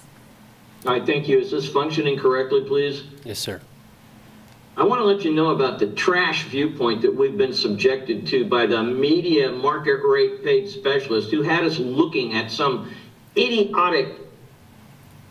Mr. Finkeldye identified what needed to happen. That's what you get for market rate pay. You got the guys on the Zoom meeting looking not at the people talking, hearing voices. This is done on purpose. That being said, yeah, this market rate pay stuff. You know, there's no reason that the city has to analyze everybody's pay as it's been brought into civility to a certain extent. How about identifying those people who are making over X amount of dollars and focusing on that market rate pay? Instead of across the board. Why should the guy living on $40,000 a year compete with the guy living on $200,000 a year? How many? Let's look at the departments where the big fat checks are going, because it's very clear that it is personnel costs that weigh the town down. It's that way in every business. So there's no reason that you cannot expand the horizons in terms of where you analyze to do the cuts. It's not fun. It never has been fun. However, this is what happens when you try to jam world-class products into an above average, but still average college town in the middle of flyover country, USA. It's not a world-class anything, and that's okay. It's a great place. However, when you make all of these promises that it's going to be the best ever, to strive for, we're going to get the Nobel Peace Prize. Wow, that's been going on as long as I've been associated with the University of Kansas, which is over 60 years. So I hear what Ms. Ball is saying. How about doing a market rate paid comparison to other civil servants in state employment instead of wealthy communities that seemingly have the money to do it? And they're not also championing the homeless issue, which we're trying to do in this town. There are all kinds of ways to reinvent the wheel with respect to where can the money come from. It's just an idea, but you can expand the way you look at what is available. Thank you. Thanks, Steve.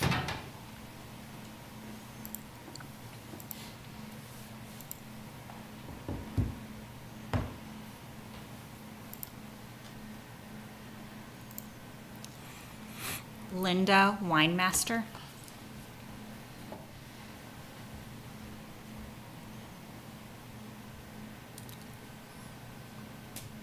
Linda Winemaster.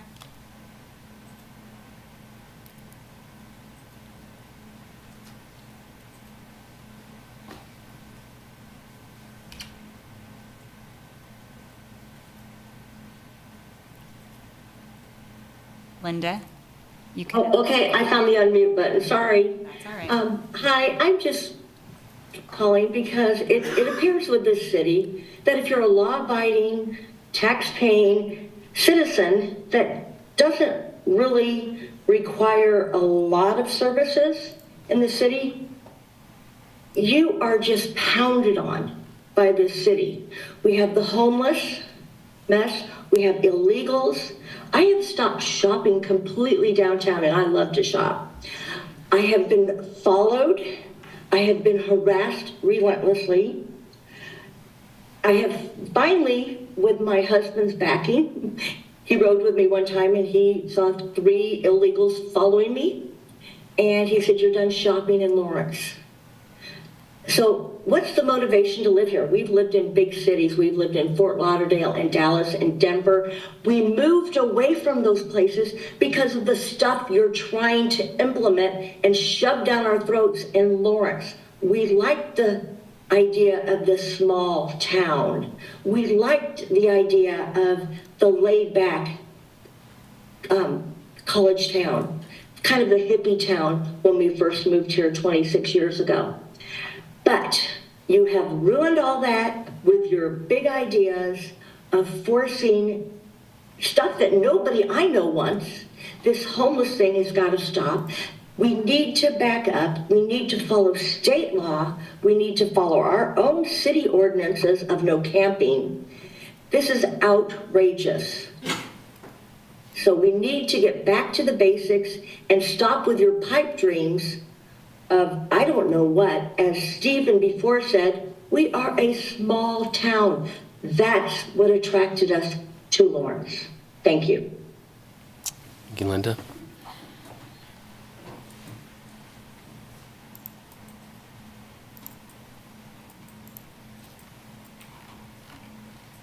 That's all the comment, Mayor. Okay.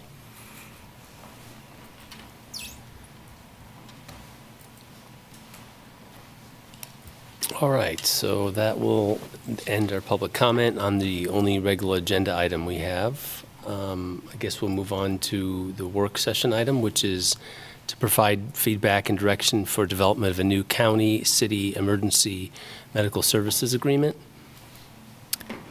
I'm going to go ahead and start. I'm going to do it from here tonight. I'm nursing a sore back, and it'll take me longer to get up to that podium than the presentation. Good evening, Mayor and Commissioners. This is Casey Toomey, Assistant City Manager. I'm going to ask Interim Fire Medical Chief Joe Hardy and our Interim Chief of Staff for Fire Medical Mackenzie Azell to join me at the podium. We're here tonight to discuss our operating agreement with Douglas County for the provision of emergency medical services. We often refer to that as EMS. You may recall that we extended our existing agreement with the county through the end of 2025, and we've already begun working with our partners on the next agreement. But tonight we wanted to give you all a formal opportunity to share any strategic direction that you might have that could serve as guardrails for our continued work. The County Commission is also having a similar conversation at a work session on their agenda tomorrow. After tonight and tomorrow, we'll continue to meet with the county and hope to bring back an agreement to you all for your approval before adoption of the 2026 budget.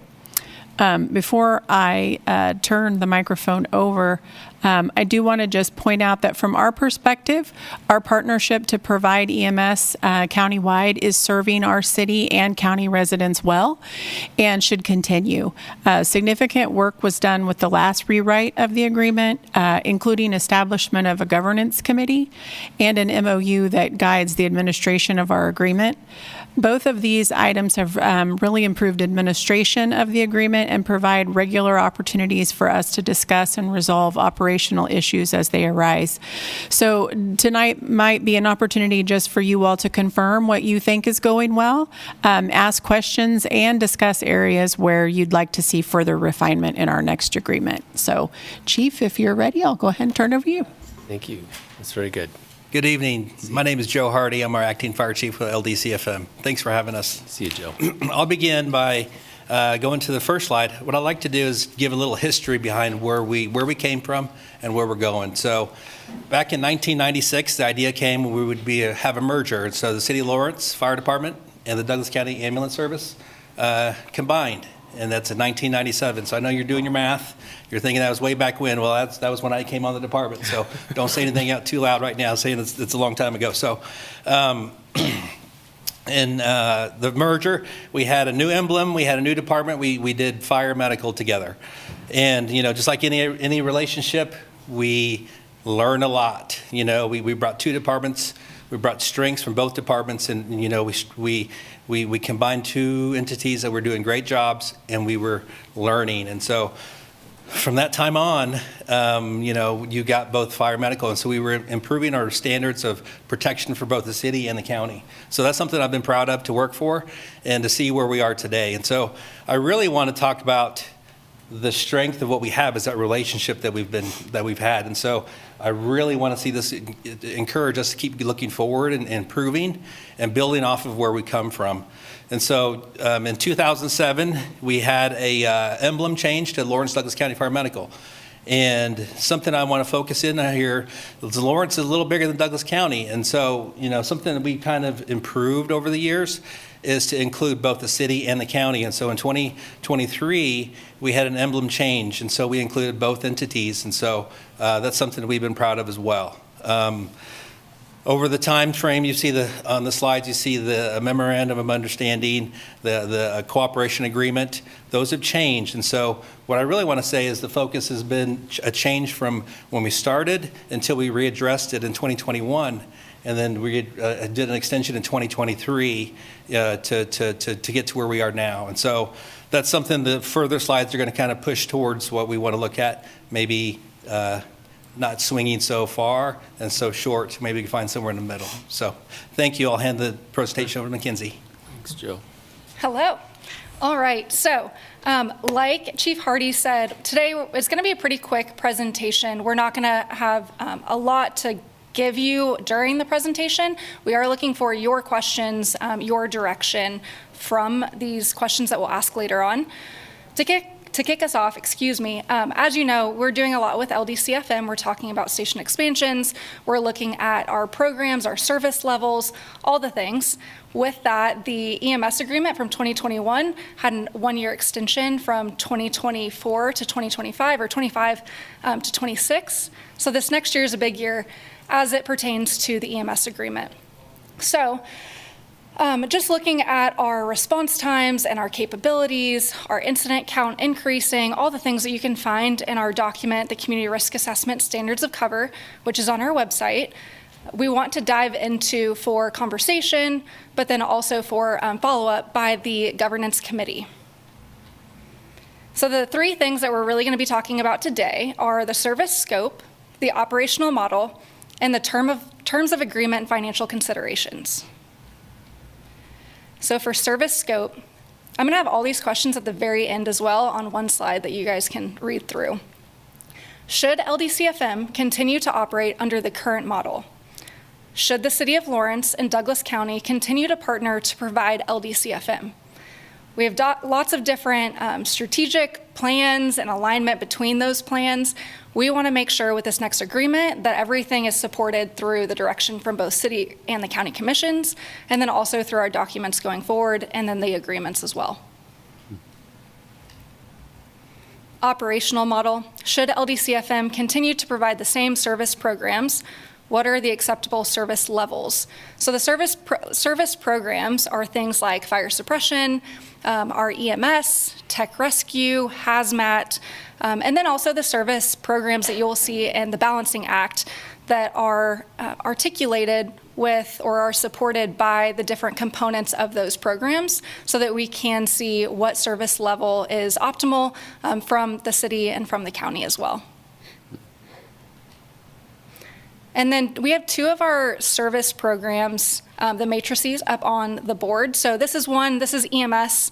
Right now with the City of Lawrence icon, you can see that we've identified as a level 4. This is the same thing that you'll be seeing in the Balancing Act, so just cut and pasted into here. We talk about the frontline apparatus with the levels of service. We talk about accreditation as it relates specifically for this one for EMS. Cardiac arrest survivability, which is tied to our city strategic plan. It's a KPI. A medical director participation and support. The amount of our staffing that are paramedics versus EMTs, providing basic life support and advanced life support for paramedics. And then this percent of the city area within a 4-minute drive time from an LDCFM station. That is where, tied back to one of those slides I had in the beginning, that green standards of cover, that green blanket, where we can reach throughout the city and also throughout the county within 4 minutes from our current stations. And then we have fire suppression, where we also talk about the drive time from LDCFM stations, skills verification, the fires contained to the room of origin, which is another KPI that we see in the city's strategic plan, staffing as it relates to NFPA standards, truck availability, and then accreditation as it relates to fire suppression. So that concludes the service level matrices that we're providing to you guys today, just as conversation starters, and to show you what we're going to be basing a lot of our conversations on when it comes to funding and desired service makeup, or program makeup. So the final item, terms of agreement and financial considerations. What terms should be considered for the next agreement? Right now, we have a 3-year term. We did the 1-year extension. And in our governance committee, we have talked about potentially doing a 5-year term and wanted to get opinions on that. The governance committee meets at least once quarterly. In the last year or so, we've actually met quite a bit more, whether it's because of new programs like our mobile integrated health team, providing updates to the county and to the city on how that program's working, the budget adjustments or the budget conversations that have happened outside of those quarterly meetings. We've decided to do more. We did monthly meetings at one point, and then that has gotten us here today. So also the current financing methodology includes 3 categories. We have our fire only, our EMS only, and then our shared. So every expense that comes out of LDCFM is categorized into one of these 3 things.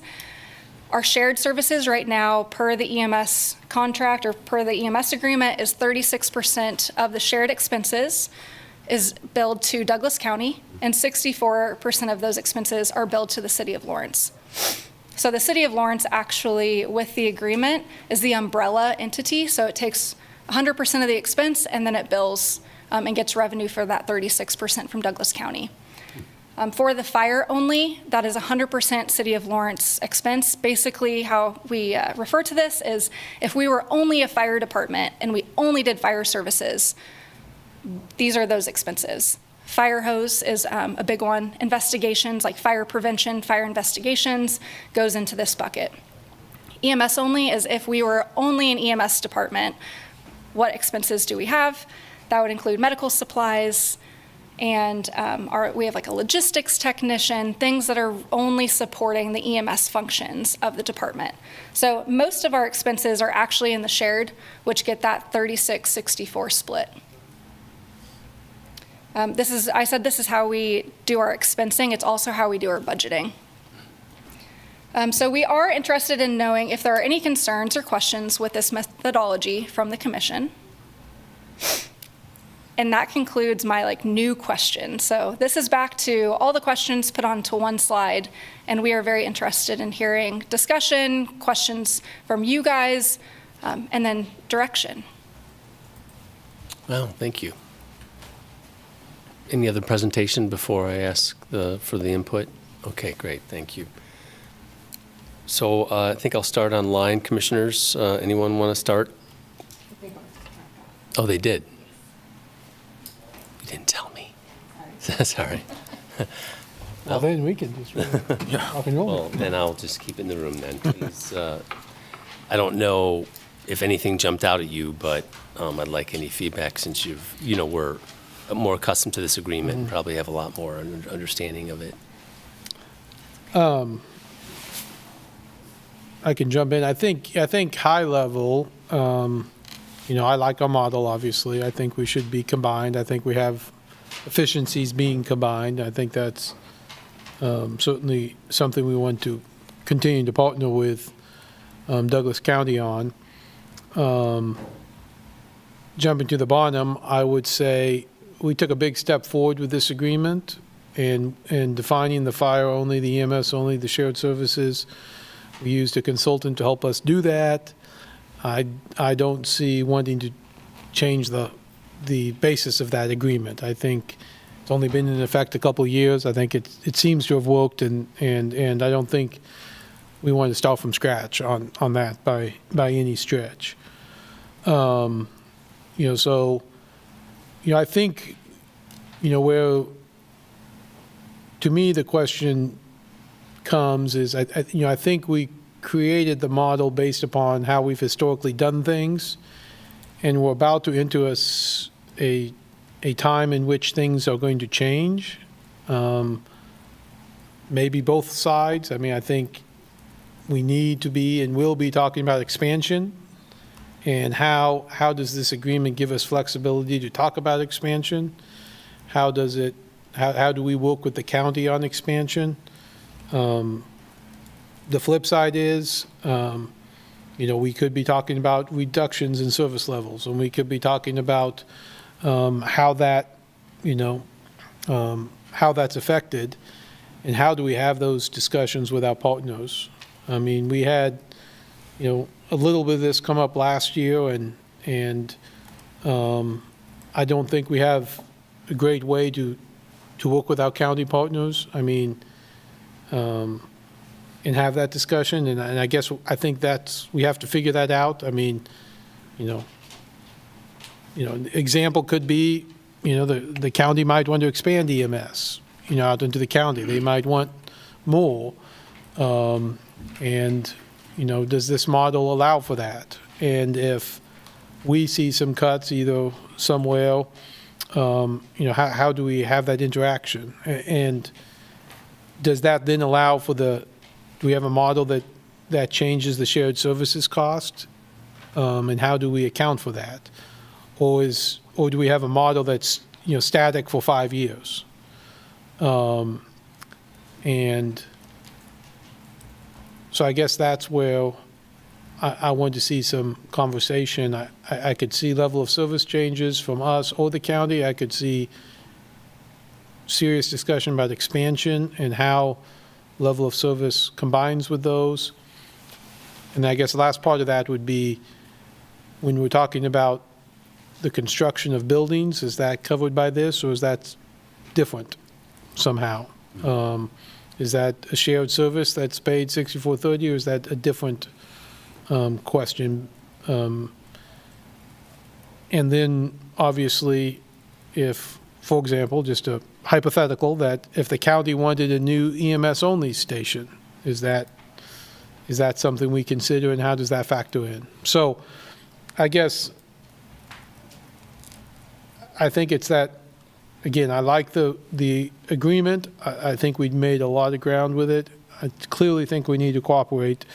I think we just need to figure out how this agreement can help us, or help get us to the discussions we have to have, both on levels of service and, possible and eventual LDS expansion. Yeah, I would concur. I think our partnership works well, and I think it's beneficial to go ahead and work with the county on that and for all those services. Vice Mayor Finkeldye did bring up a great point about expansion of fire stations, and we have yet to have those conversations with the county, and I'm hoping that we can use this as a vehicle to go ahead and get into those deeper discussions about that, and what their needs or what their wants might be as well, because they could want to expand certain services, and it would be beneficial to us to know which ones and how we would interplay with that. So, yeah, and what they like in terms of service levels as well, because we might have different expectations, which is entirely the case, because we do serve different parts of the county. So,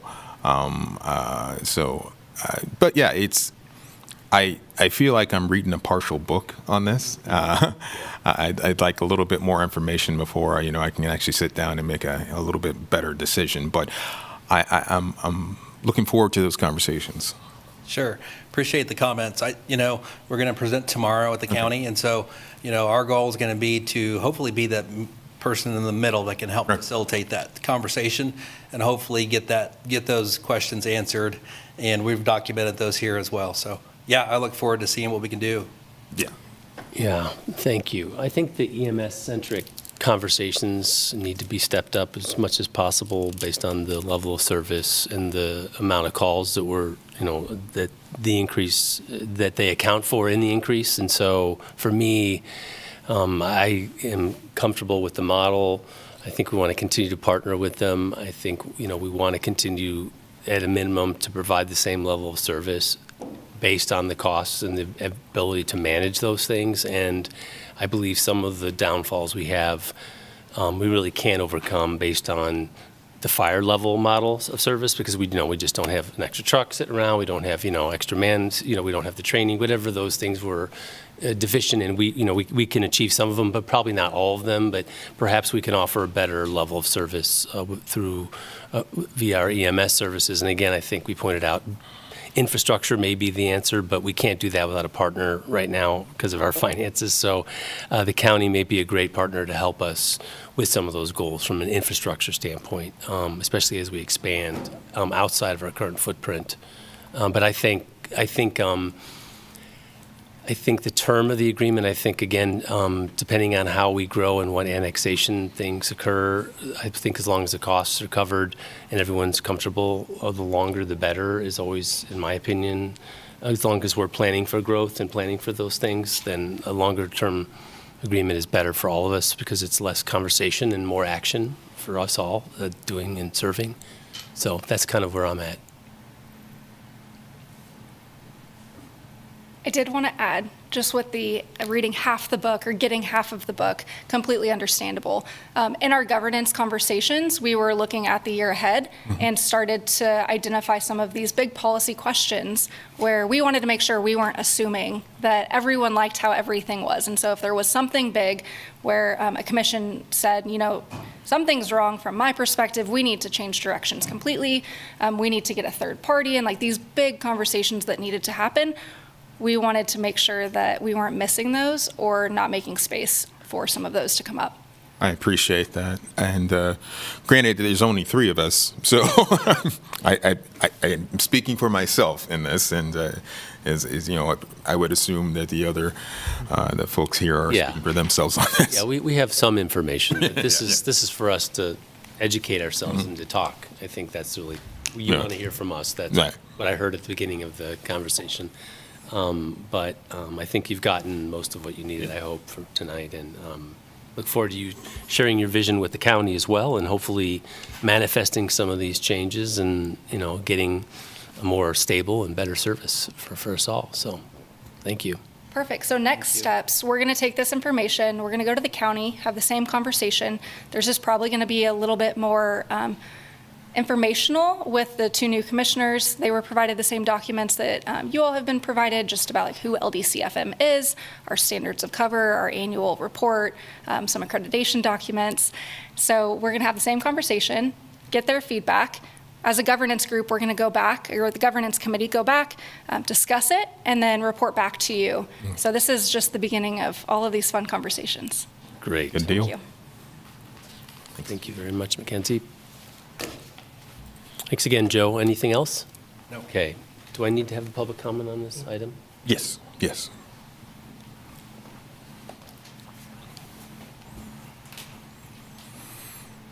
Please.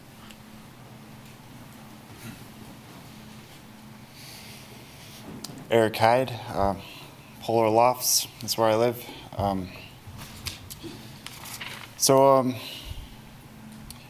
I would not be standing here if it was not for Lawrence, whatever it was called then, the paramedic service in Lawrence, and then it merged to what it is now. So Eve Toll-Free, she was Eve McIntosh at the time. She saved my life. Sorry for repeating that if you've already heard me say that, but I am definitely in favor of supporting the EMS here. I used to be a paramedic in Leavenworth County, and that service is not supported very well. And I don't want to defraud anyone, but let's say I'll detract from that comment. I just think you need to support the Lawrence Douglas County Fire Medical. Just bite the bullet, support them. It's going to cost a lot of money. It reminds me of playing that game Sim City. When I was growing up, the ambulance service costs so much money. The ambulance and fire cost so much money in that game. It's just a pain in the butt. But anyway, it's necessary. And what I was going to say also is that I think there's some closed facilities. I don't know if you can use them, but I think we need to open up or see about opening those facilities up again here in town. I don't know if there's any other places in the county that you can look at. I know when I worked in Leavenworth County as a paramedic, there was this one county station. I don't know if there's anything like that here because I never worked here for the service. But I know that was pretty helpful on calls. So you could send the ambulance there. Anyway, I don't want to take too much of your time on that. There's probably already stuff like that in place with Wakarusa and stuff. Anyway, yep, I'll just say we'll support them, and that's that. You can't do anything else. Bye. Thanks, Eric.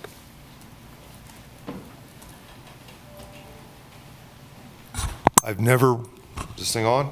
I've never run into anybody from EMS that I've had any kind of problem with. Can't say the same about the police department. How about we defund the police and we put more of the money into EMS?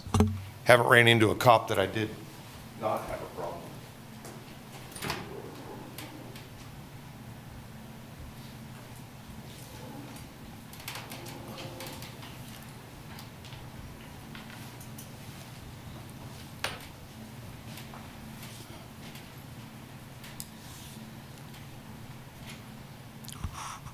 Thomas Duggar, 66046. I've had the unfortunate opportunity to use the EMS in Shawnee County, Douglas County, Johnson County, Wyandotte County. Over 15 times since the late April, when I came over to Lawrence for the first time from Topeka when I was staying with my brother there. Long story short, the EMS people are the best people there is. Also, the fire department, I personally know the chief, the top dog on the president of the Firefighters Union. Mm-hmm. I personally know him, and we're friends. I found out information from him, other firefighters, other EMS people, about how much problem there is in Lawrence, specifically at the shelter. They go there 10 times more than any other place. Main reason is they can't not let people in with severe medical problems. They let everybody in, and staying in a group facility doesn't help them. So EMS and the fire trucks come out frequently. Mm-hmm. And as far as fire stations, EMS stations, there hasn't been enough fires in Lawrence to justify more fire stations. EMS, I can see maybe one or two strategically placed ones, make sure the time from when they get a call until they arrive is down within 10 minutes. Okay, sounds good. Is that it, Thomas? Thank you. Thank you.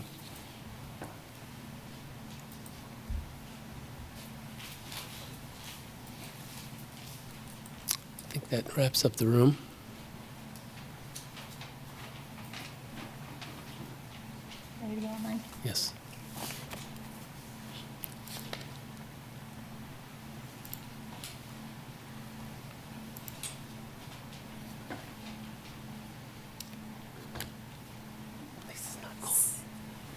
Stephen Watts. Yeah, thank you. Excuse me, the fire department does a good job in our community, unquestionably. However, there's something funny going on in that operation over there. I mean, you can't get a line item budget on it. How can we participate in helping us fix this problem if insular departments are permitted to behave in this jocular-like fashion?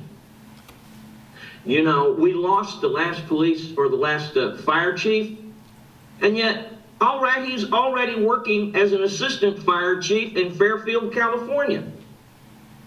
Why did he leave? We were told it had to do with, you know, personal choice. It's all groovy, but something funny going on. Additionally, I'm going to say it one more time. The video creation person makes certain those of us participating via Zoom do not view the public speakers. Why can't you ask them, Brad, to turn a thing on for us? They're doing it just to be spiteful. Thank you. Thank you, Steve.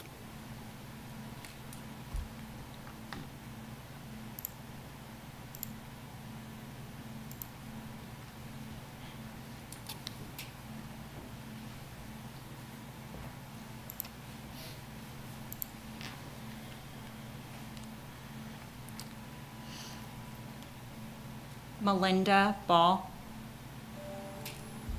Hello. Thank you again for this time. I wanted to support this plan and support EMS and the firefighters, but I also wanted to take a moment on how we can best protect ourselves for an environmental disaster, because, you know, we're not in a protective bubble, and you see across the nation natural disasters occurring of flooding, fires, and such, and you know, the emergency, you know, EMS and firefighters and even police, you know, they'll be the ones that will be who we rely on. And I think that's something to take in consideration. But also, I think how we plan and develop our city and county makes a difference. And you know, we live in between two rivers, and floodplains are extremely important. And those need to be protected as open space, because it's likely we're going to face a pretty bad flood, just like we did in '93. And it's just something we have to consider. The Clinton Reservoir is really helpful for us, but it is also a dammed river, essentially, and that dam will not last forever. And so it just, you know, smart growth is really important and will help save lives and cost, if not now, into the future. Thank you. Thank you, Melinda.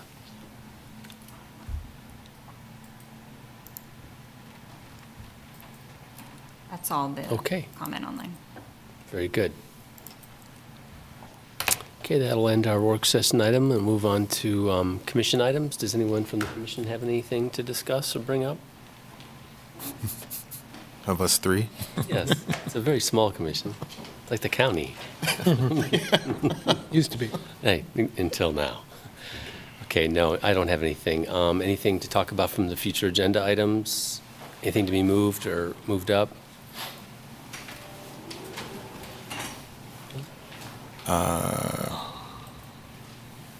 Looks fine. Okay. I don't see anything, no. Okay, very good. So we'll move on to the city manager's report. Just two update items, the utility billing report, as well as a notification, as our policies require that we're notifying you. We have relative being employed or about to be employed with the LDCFM, and very supportive of this candidate, and don't think that the conflict will present any problems. Okay, good. Thank you. Any questions on that? Okay. Very good. And then anything from the commission calendar that you want to talk about? City manager's report is public comment. Oh, I'm In case sorry. I anyone wants forgot to- I missed that one again. I just cannot get used to that. Okay, so, any public comment on the city manager's report? Please, Eric. Yeah. I just want to say that, Eric Hyde, dear commissioners, I just want to say that I don't think it's a problem either. The city manager's relative with the EMS, a conflict of interest is what I'm talking about. It's a job, and everybody has a fair shot at that job, or should have a fair shot at that job, or whatever exactly he's talking about. It sounds like I'm saying the right thing. But anyway, thank you. Sounds like it. Thanks, Eric. Okay, any other public comment? City manager's report? Okay, how about online? There's none online, Mayor. Okay. Very good. Thank you for reminding me. Any commission calendar items?